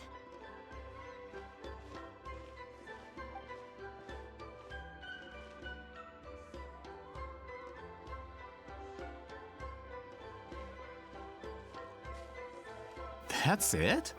Doesn't quite compare to the scale described in the legend. Still, what a terrific archaeological find. Enough chit-chat. We should keep going. The deeper we go, the more we'll find.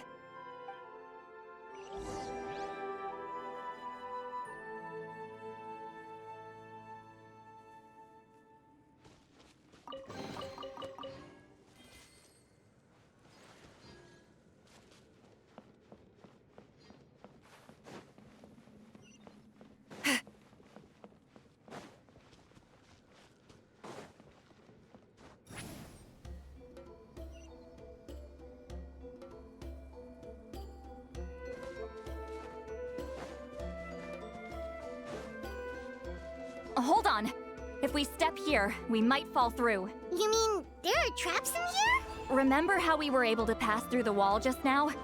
It must have been because, on our person, we were carrying the same color as the wall. Let's put the spear down and see what happens.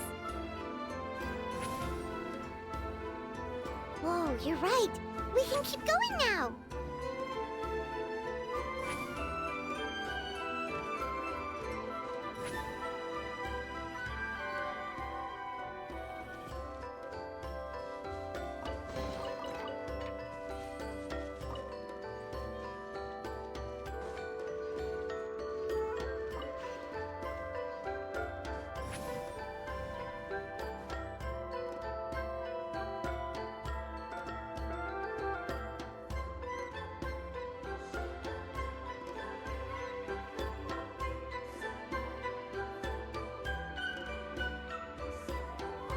Wait, what was that? What is this place? Look! A maze made of colors. It's real. I can't believe it. Hold on. The quality of this space. This isn't reality. It's a realm of memory. Huh? No. This is a space constructed using memories as a medium. The principle is similar, but the two are not the same. Correct?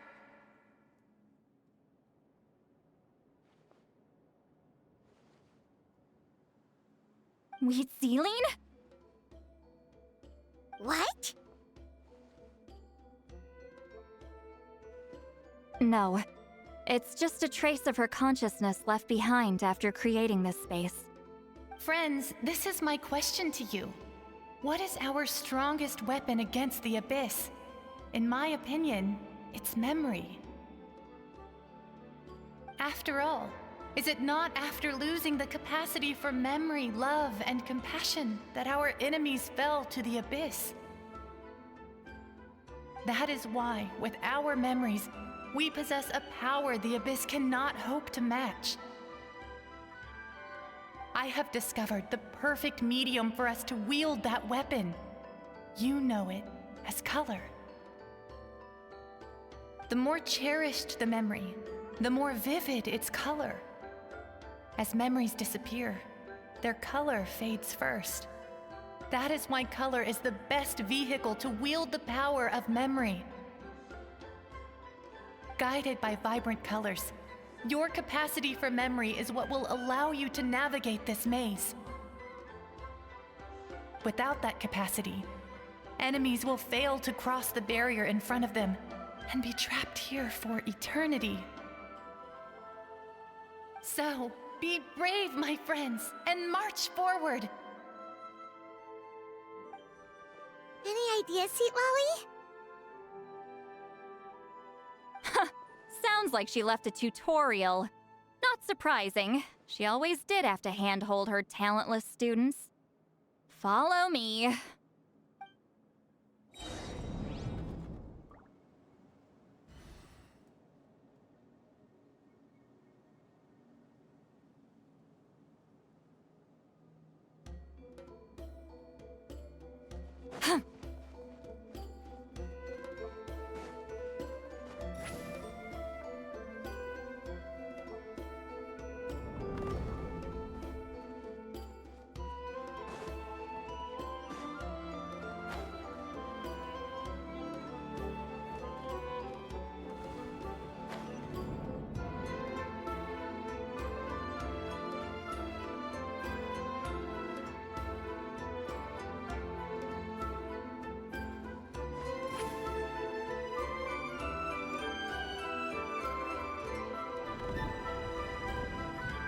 monsters here too? Abyss creatures. Likely trapped here for some time. Looks like a few monsters made it out of the battle all those years ago.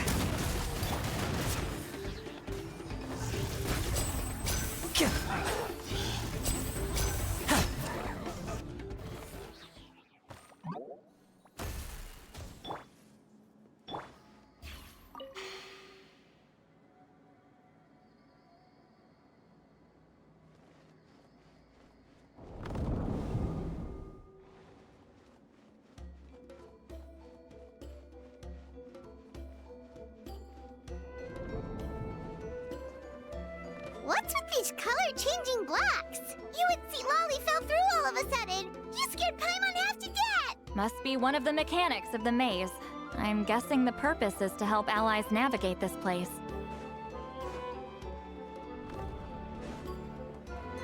Oh no! More monsters? Ah, shoot. They're blocking the way forward. Let's get rid of them. Laline, he's Papa! Get him! And voila!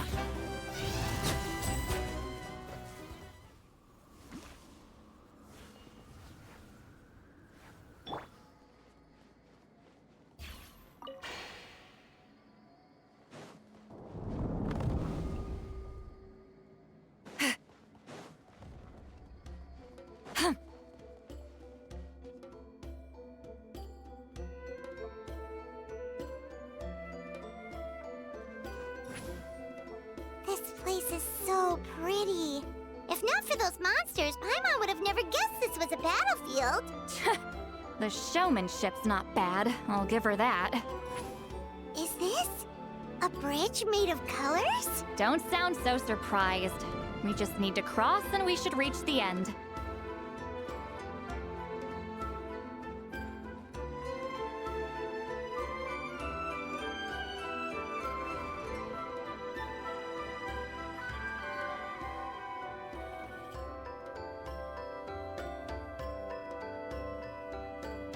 We're out! Looks like we made it through the maze.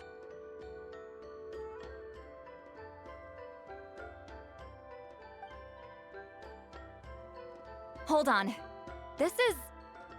Whoa, so pretty! The thing inside the sphere looks exactly like the maze! It's like a miniature blueprint made from a special dye. That color. The dye was modified using a secret technique to harness the power of memories and create mazes like the one we just witnessed. Without that power, it's just a normal dye. But the color it produces is still quite rare. I would say this is the most direct evidence that the Battle of Seven Colors actually took place. The expert has spoken!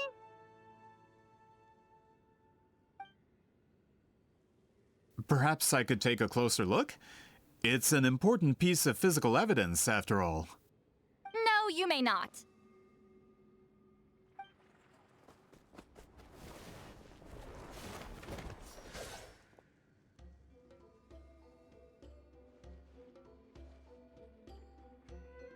What are you doing? Ah, you noticed my signal. Not bad, Traveler. We make a good team. Huh. So, you've been watching me. A self-proclaimed book merchant who's never heard of Shogun Almighty reborn as Raiden with unlimited power? Please, that work was a commercial success across Teyvat. I knew you were fishy, but I didn't expect you to pull something like this. Monsieur Montluçon, we just need a few pictures for our research, not the artifact itself. What if it gets damaged or destroyed? Shut it!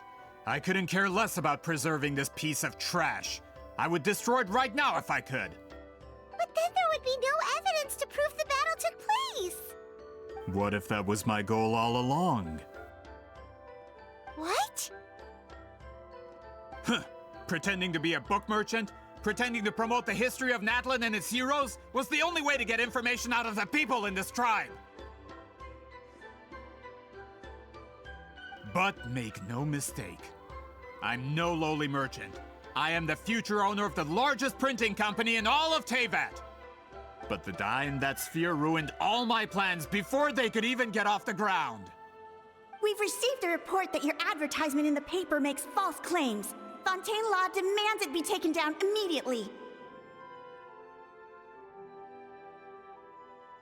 False claims? The dye I advertised is an unprecedented innovation. It produces colors of unmatched radiance. Unfortunately, its qualities are neither unprecedented nor unmatched. According to the lady who made the report, she saw a woven scroll in Natlan made with a similar dye. Even more miraculous, that substance dates back hundreds of years.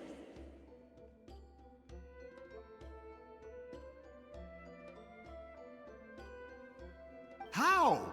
Creating this dye is the culmination of my entire life's work. You're telling me I'm hundreds of years too late? Calm down, sir. Sorry, it's just... I know this product will be a hit. The economic boost to Fontaine will be huge. We just need to advertise it as written. Fontaine's publishing industry is one of the best in the world. All we need to do is publish something in the paper, and all of Teyvat will think it was our invention first. We don't need to worry about more reports. Fontaine is far more advanced than Natlan. No one will believe such an innovative product could come from a place like that. That goes against all of Fontaine's advertisement regulations. We can't do that. What if I give you a portion of the profits? All you have to do is let the advertisement stay. You're trying to bribe me? Careful. I'm dangerously close to reporting this to Monsieur Novelette. Ah. I knew if I was just allowed to market my product, it would be a hit. A bestseller even. I would be a giant in the printing industry. But now, no one will see it as anything more than a poor imitation marketed centuries too late. No matter how good the product actually is, not a single one will sell. Huh. I will never accept that someone from this backwards, ignorant nation could come up with that dye. Not 200 years before me! Even when the truth is right in front of you? Ha! Truth is in the eye of the beholder. I'm already in the printing industry. I can go into publishing, no problem. All I have to do is destroy this sphere, write a detailed report about my findings, and publish it around the world. Then, the so-called truth becomes your word against mine. Once my report is accepted as fact, no one can accuse me of making false claims. That's awful! What happened to restoring the truth of history? That plan hasn't changed. I will continue to spread my truth for all of Teyvat to see. Ah, you mean a hero of Natlan who's not actually from Natlan? And a great shaman who, according to rumor, abandoned her tribe long ago? From a practical perspective, there's no reason for either of you to stand against me. Shows what you know. Oh, since you like rumors so much, have you heard the one about what happens to people who get on my bad side? Ah, the wrath of Granny Itzli. Like I said, our interests aren't at odds. I knew from the beginning that you would accept my invitation, considering Huitzilin was your rival. You've lived longer than her, you're far stronger than her, and yet, she has always been more revered than you. Now, that can change. With the backing of the printing industry, I can take any book and send it to all four corners of Teyvat. This part of Natlan's history will be mine to tell. And in my version, I can erase the Battle of 7 Colors. You can be the one to have all the glory. That's not real history. That's a no, then? Your history means nothing to me. But it's not allowed to stand in the way of my Mora. Done running your mouth? Good. Before handing you over to the tribe, I think I'll have my way with you first. If this comes to a fight, per my contract, you're gonna have to go through me.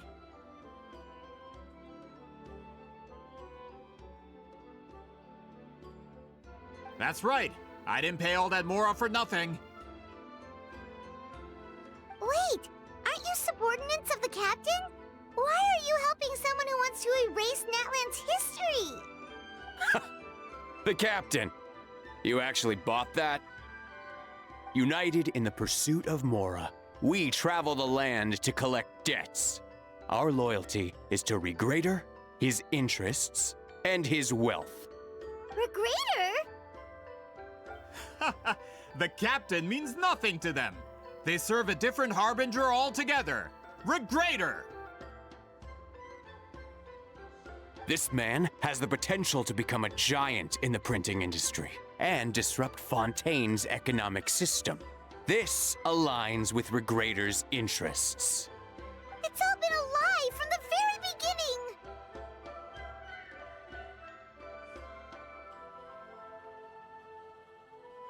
I don't care who you serve. When it comes to punishment, I don't discriminate.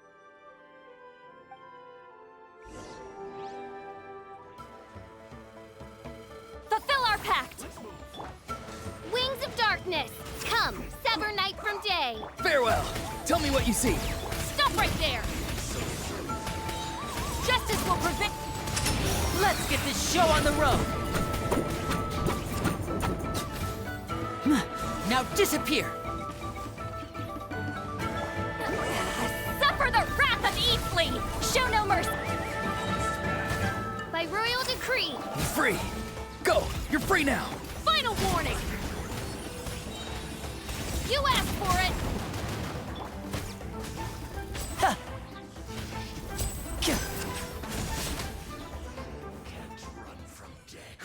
That's what you get for messing with the hero of Natlan and Granny Eatsley. They could give Regrader a run for his Mora. When did this person get so strong? Looks like the men following the captain failed to update us on the latest intelligence. Not good. This is becoming more trouble than it's worth. You're on your own! Hey, what about our contract? Your boss signed it himself! Our boss never signs a contract without loopholes. Even a veteran businessman like yourself fell into his trap. That's what makes him the best! Go home and read the fine print. All I did was trigger the exculpatory clause. You! The other stipulations have been fulfilled. I set up explosives around the cave, strong enough to destroy this place, as instructed. Oh, and for security purposes, all explosives have been rigged to blow at a specific time. Shouldn't be too long now.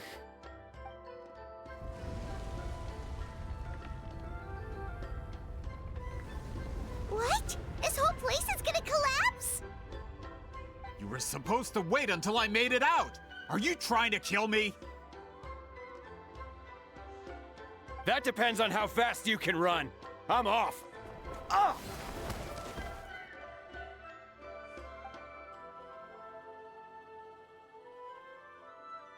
You think you can just waltz out of here? Traveler, stop them, and then we'll make a break for it. If I'm caught, I implicate my boss. Time for the backup plan. Wait, don't!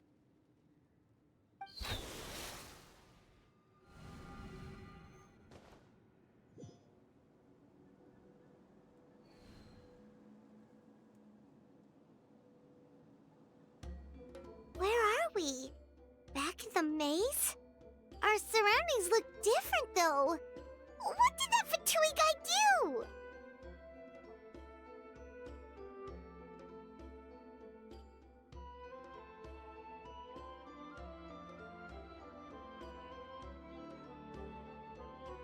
Good point. She'll know how to get out of here. Let's hurry. If we don't make it out before the cave collapses, we might never be able to leave.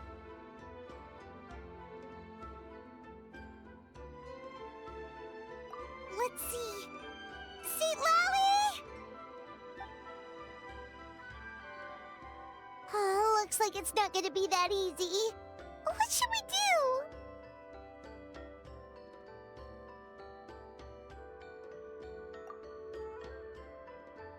The special color? The one you saw in that woven scroll? Why would it appear around here?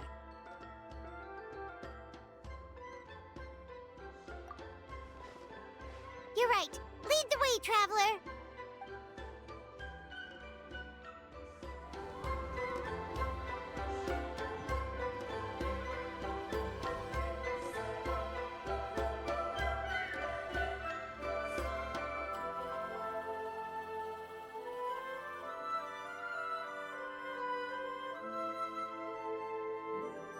He triggered it just like that? If the technique isn't activated correctly... Instead of a realm of memory, the subjects in question will be trapped in a temporary space like this. If you cannot escape in time, it's mutually assured destruction. But I can't fault someone for using it as a last resort. I knew it! Someone of your skill wouldn't leave behind memory fragments just to parrot instructions. You must have the capacity for conscious thought. I appreciate the compliment. It's been a long time, my friend. This is no time for a reunion! The cave outside is about to collapse. I know time flows differently in this place, but that still doesn't leave us much time. Can you help me get out? You misunderstand, Sитлали. I'm nothing more than a fragment of memory. There's not much I can do. What do you mean? This space can be manipulated, right? The exit of your maze. I remember its structure. If I create an exit here, I can leave. You just need to tell me how to manipulate this space. The maze you saw earlier was constructed using the memories of many warriors of Natlan. When people leave deep impressions on each other, their memories form connections.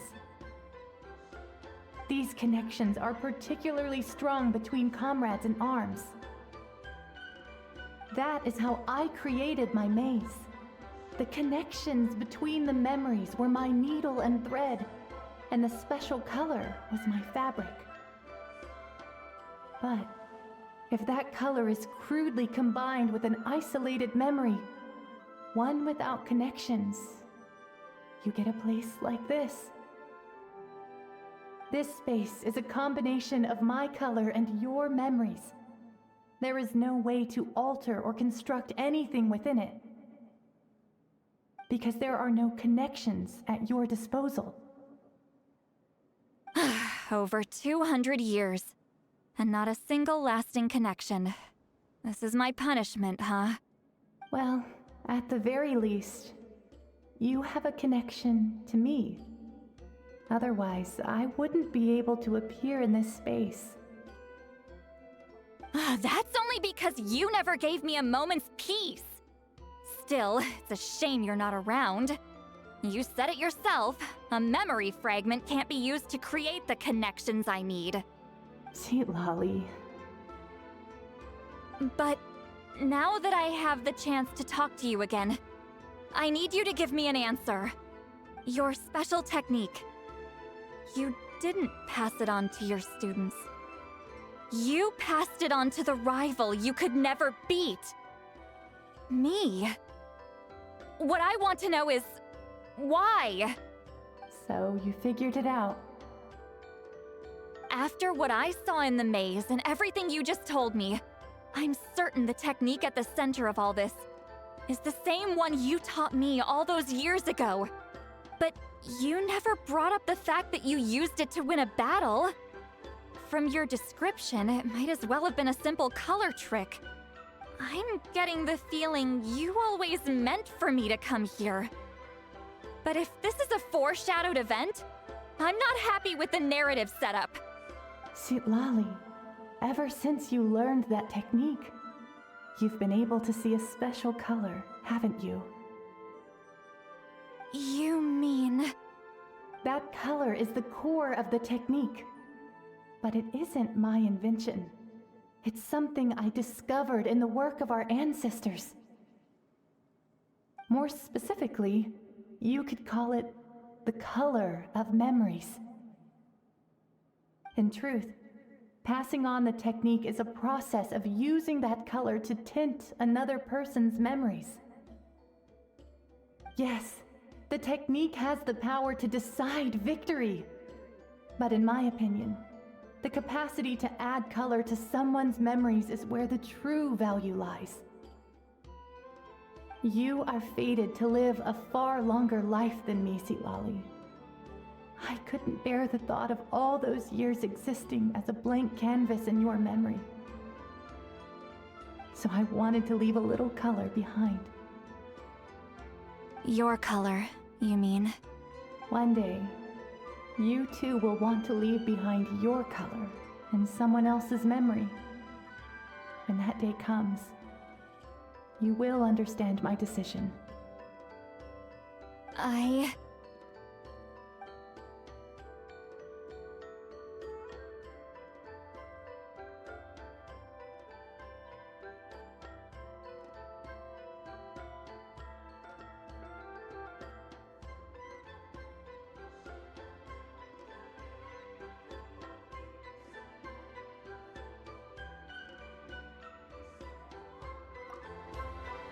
have to get out of here. That's the only way to rescue them.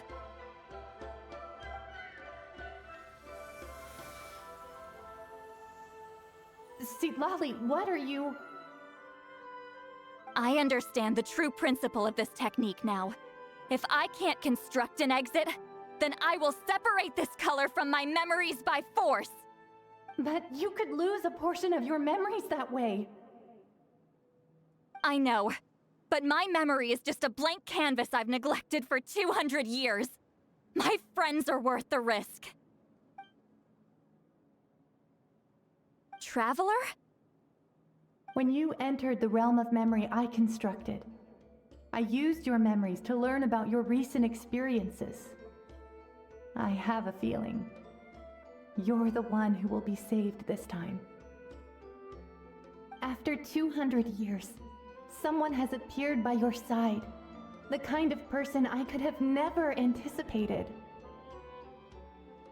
The Night Kingdom harbors Natlan's memories, and the Traveler's connection to that realm is incredibly strong, surpassing even the shamans who worship the Lord of the Night. This means that, even without your tutelage, he can see the color of memories. What did you say? Although he doesn't know how to wield it, he unknowingly left behind a trace of color in your memories. That was enough to guide him to this space. You now have a connection at your disposal. Well, Sitali, it looks like part of this was foreshadowed, but the rest is a surprise. Traveler? Traveler! That's Sitlali's voice! She's just up ahead! This is goodbye, my friend. Your memories over the past 200 years are much more than a blank canvas. Cherish them. Wheat ceiling. Sitlali! Paimon! Traveler!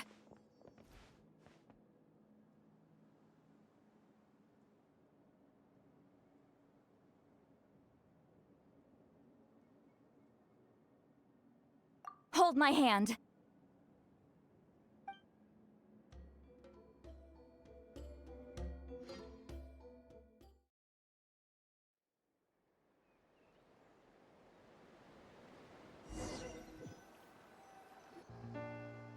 Did we teleport out?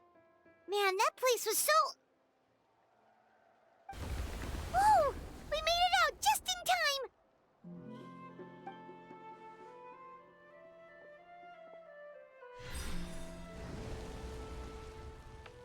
Wonder what happened to the Fatui guy and the others.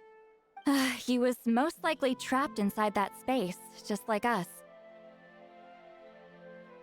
The external structures supporting that space would have collapsed with the ruin.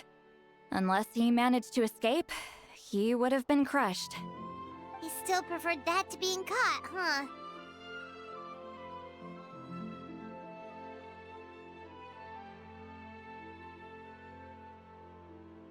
They were standing a bit further away, right? They probably weren't pulled into the space. Maybe they already made a run for it. Hello? It's one of Maluson's employees! Quick, restrain him! Oh, I can explain. I had no idea Malu-san was such a terrible person. I couldn't stop him from running, so I stayed behind and tried to find people to help rescue you. I'm so glad you managed to get out of there. Either way, the guards will take you back to the tribe. You'll be their problem.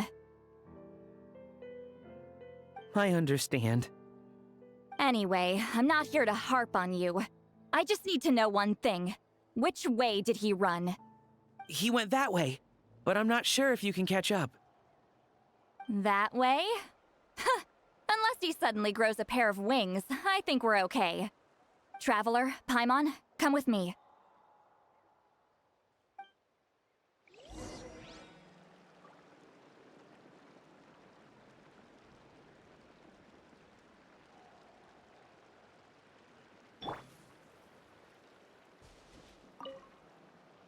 I'll wait here for the tribal guards. I'm so sorry the ruin was destroyed.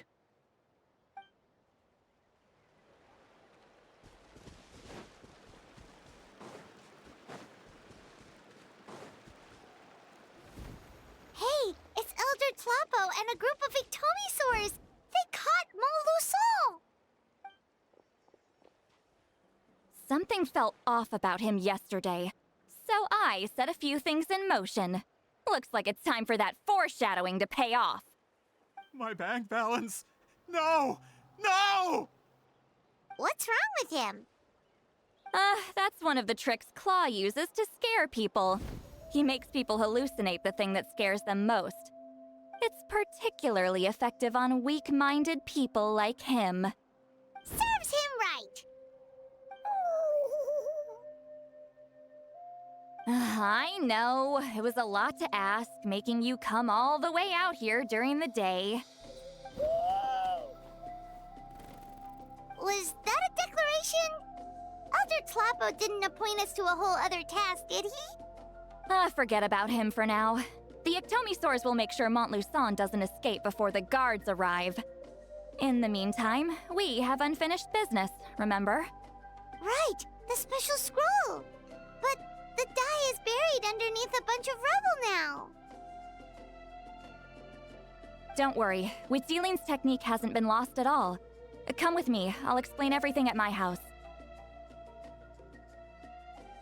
Oh, and Traveler? Everything you said about memory, I finally figured out my answer. I knew you'd want to tag along. Let's go.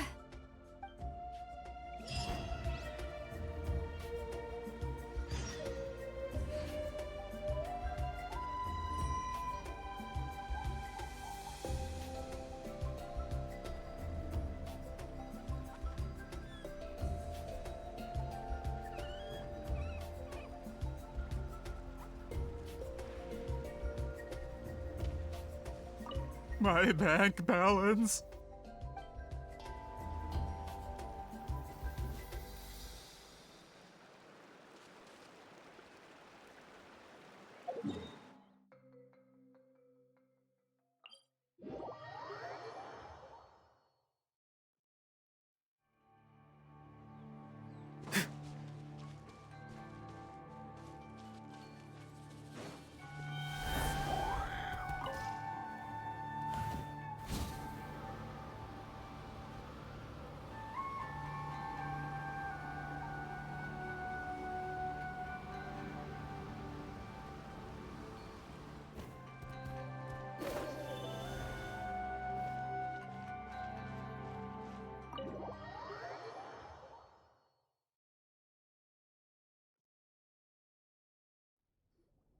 Now, when it comes to weaving the scroll itself, you don't actually need to lift a finger.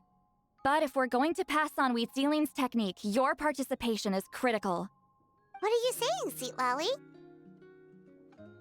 Follow me.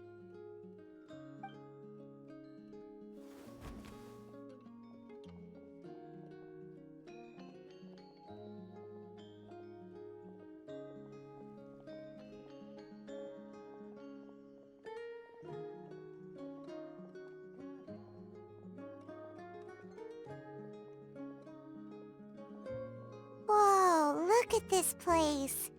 Do you weave scrolls too? Scrolls. Scrolls? I thought you were going to show me your masterpiece.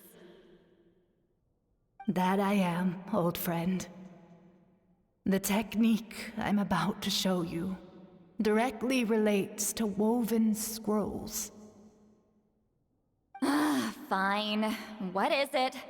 Something that can turn the tide of war or prevent a great disaster? You probably want to challenge me, right? I know you don't have the strength for a real fight, so I'll let you beat me with words. Old friend, my life is nearing its end. I'm afraid I don't have time for another match. Hey. Don't worry.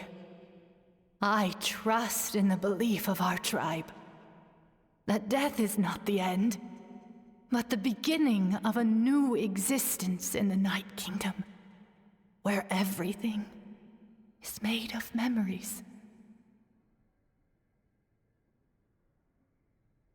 So, do you know why our ancestors insisted on using colorful, woven scrolls to record our history?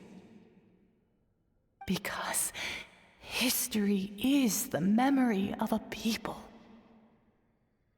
We give our scrolls an orange hue, so the dead can still feel the warmth of the setting sun. We decorate them with kernels of grain fruit, so the dead can still enjoy the abundance of our harvests. I know that, but something this important? Why entrust it to me and not one of your students? As your friend, I admit, I'm being a bit selfish. I don't have long, Sitali. Oh, I'm not sure I can truly explain my decision. But I know you will understand one day. For now, will you accept my final request? Just this once. I understand now, Wheat Sealing. Just like you said I would. Claw, help me move this outside. I'm going to color it.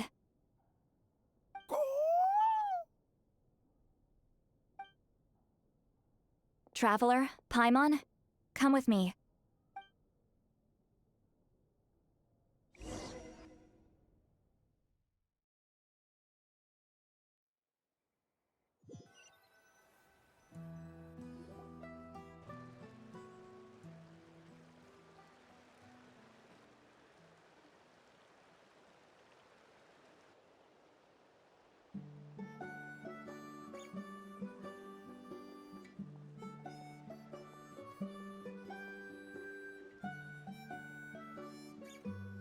We are like birds, soaring through the horizons of time. I linger between brushes of memory, seeking the color of my final journey.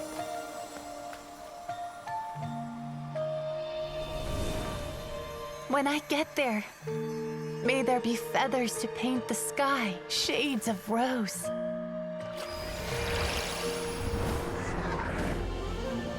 And fields of green to beckon adventurous souls. And azure oceans with which to sail into the unknown. And volcanoes too, where, despite the danger, hidden treasure waits to be found. And graffiti art, of course. Without that color, just imagine the dullness of night. Anything else?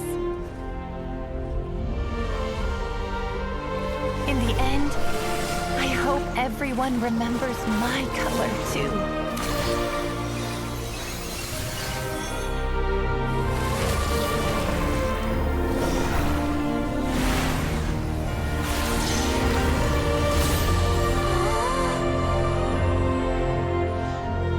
In the end, I hope everyone remembers your color too.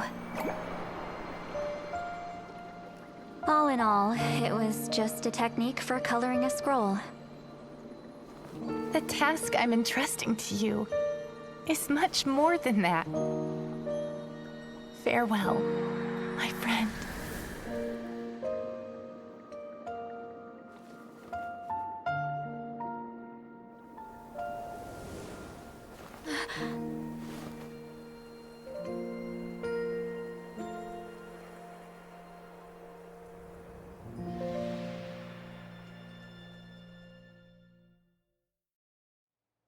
I knew you would understand. This is the special scroll. How did you know how to weave it, Sitlali?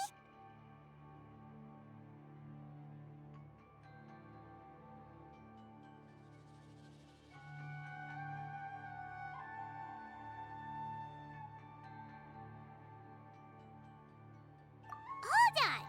You've lived for more than 200 years. You know how to weave the special scroll. That must mean... you're the one behind the gifts from the spirits! Oh, well, it's not like I wanted to interact with the appointed. So whenever I delivered the scroll, I used illusions to confuse them. The fact that it turned into some kind of divine intervention is because no one was skilled enough to see through my tricks.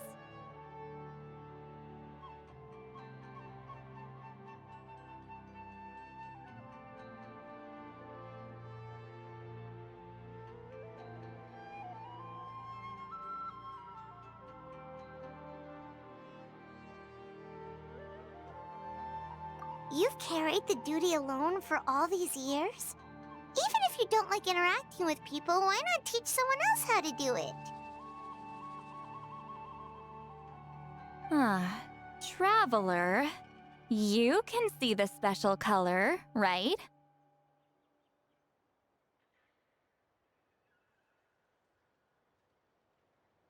The essence of that color is memory. That means completing the special scroll is a process of searching for color within your memories.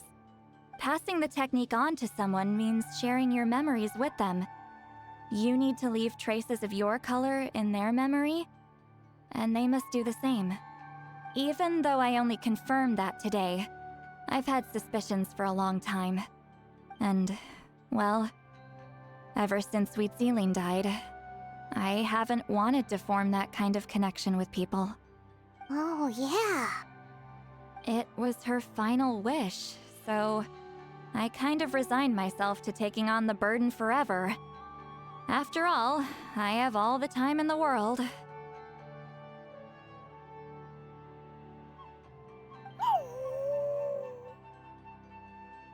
But Claw never stopped appointing new candidates to weave the scroll, despite knowing exactly how I felt about the situation.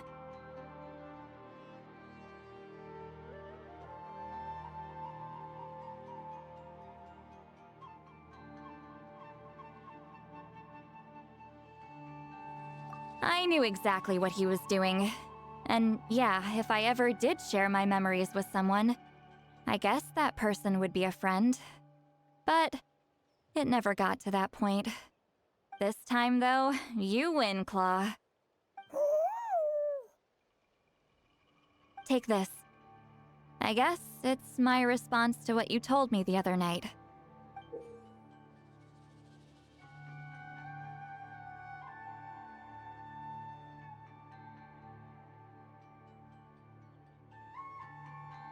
What is it?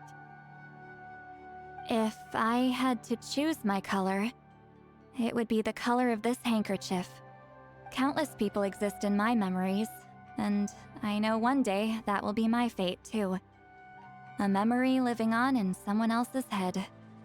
Since you have a long lifespan, you're the perfect candidate to bear this memory and carry my color in your mind.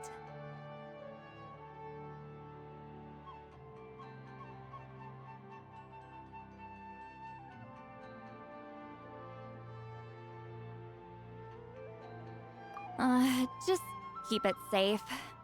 And you better not forget my color when I'm gone. Whoa. It's a little early to talk about death, don't you think? It's only been a few seconds since we made the friendship official. Isn't that what friends are for? Okay, this is a serious commitment. Well, Sittlali, if the Traveler's going to leave their color in your mind too, it'll probably be gold, right? Actually, their mark is already there. Remember the mind reading effect I couldn't fix? Well, I finally got to the bottom of it. Sharing senses allows communication to occur between the consciousness of different people. Naturally, memories are also involved in that process. Although I didn't know it at the time, we both have the ability to see the color of memory, which means that when I shared my senses with you, a connection was created between our memories. And that connection is what caused my original spell to go haywire. So, you can hear the Traveler's thoughts because you left traces of color in each other's memories?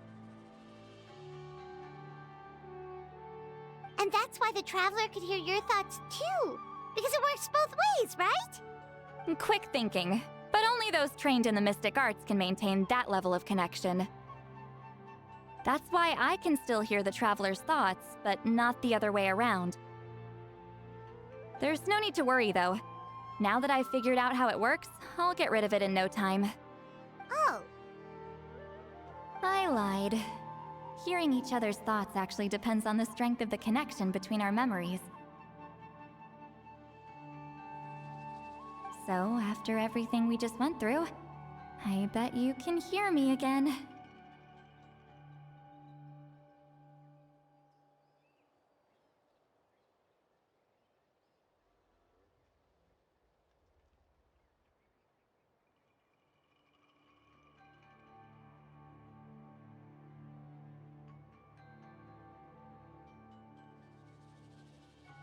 I knew it.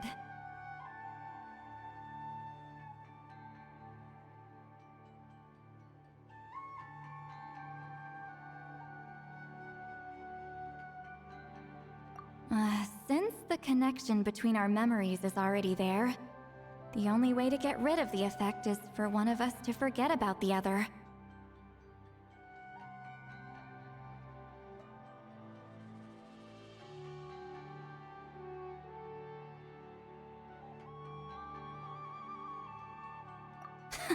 Just messing with you. I'm a legendary shaman of my tribe. Now that I know the cause, of course I can figure out how to fix it. It'll probably take some time, though, so bear with me for now. Besides, I'm an open book. It's not like you're gonna hear anything embarrassing. Oh, unless I've had a few drinks. A shame? I mean, if you ever miss this whole telepathy mess, I could always share my senses with you again. No promises, though. Some thoughts are better kept to yourself. Huh?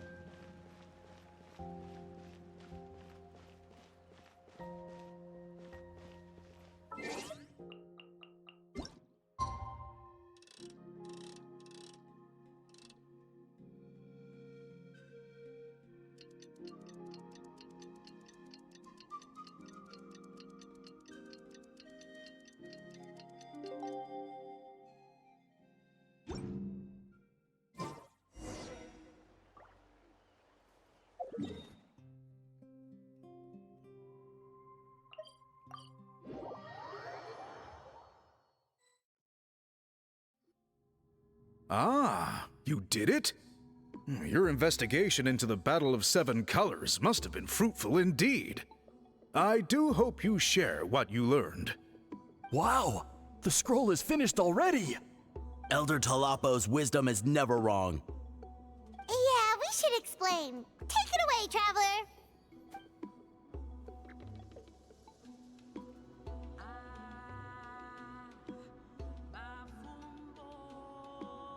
I see. You don't look surprised at all. It makes perfect sense. History is the memory of a people. If we want to depict it, a die derived from people's memories is, of course, the best choice. Now, it's just a matter of preserving this secret technique. From your description, it sounds like learning the technique requires the previous holder to share their memories.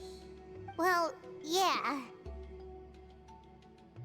In that case, I must work with our priests to reinvent the technique based on the principles you described. After all, memories are precious things, meant to be shared with those closest to us. I cannot take that choice away from you, traveler. You completed your task admirably. Finding a way to carry on that legacy is now our duty. All right, we'll leave that to you. Oh, and please pass along my thanks to Granny Eastly. We interrogated the Fontanian merchant she apprehended, and it turns out he's the reason some among our tribe started to question our history. He hired people to spread misinformation about the Battle of Seven Colors. The recent friction within the tribe is entirely his doing. We now have a record of his crimes, and will begin working with Fontaine authorities in a few days. So he was behind the controversy in the first place. Guess it's easier to investigate when people are already questioning something. Anyway, that clears it up. People don't just question their history out of nowhere.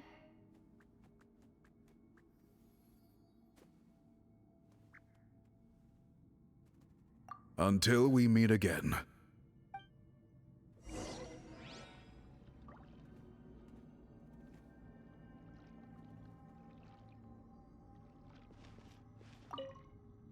Ah, Natlan's victory against the Abyss. Very fitting for a scroll like this. I wonder how long until Elder Talapo chooses the next appointed. Speaking of Elder Talapo, I heard he went missing yesterday. Do you know what happened? Elder Talapo works in mysterious ways. The meaning of his departure will become clear in time, but for now, we cannot hope to fathom it.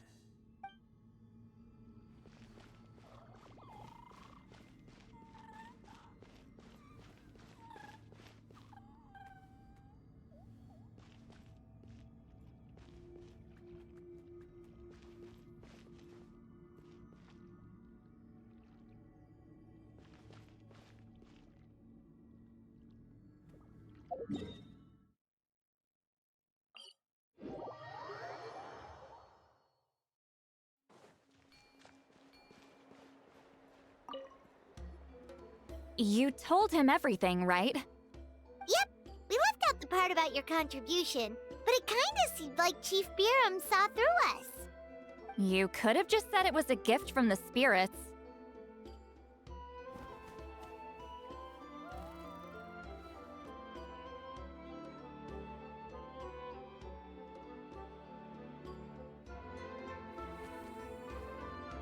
I guess he is different from the previous chiefs. But if he figures out it was me all these years, I'm in for a world of trouble. Huh, there you are. I've been looking everywhere for you. Oh, it's the other Fontanian researcher. He wasn't taken away with his boss? Please, call me Allier. After questioning, the tribe absolved me of any serious wrongdoing, so here I am. I'll be heading back to Fontaine soon. No employer means no funding, after all. But I wanted to finish my investigation first. I'd like to ask some questions about Huitzilin. I want people outside of Natlan to hear her story, but my understanding still has some holes. Questions? Huh! Why should I let an Outlander tell our stories? Don't misunderstand. I have no intention of twisting your history or using it to make a profit.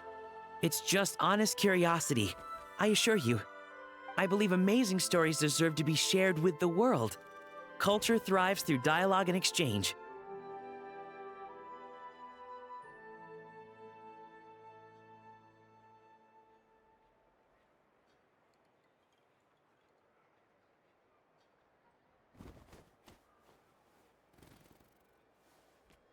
All right, you can ask your questions, but be quick. I have important plans after this. Important plans? Oh, thank you very much.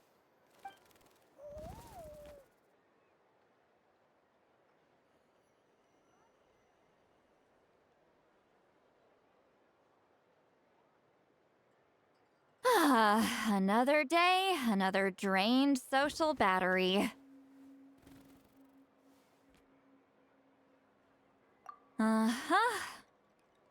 Hold on. You owe me a pair of books. Oh, that! When it comes to light novels, your memory is like a steel trap, huh?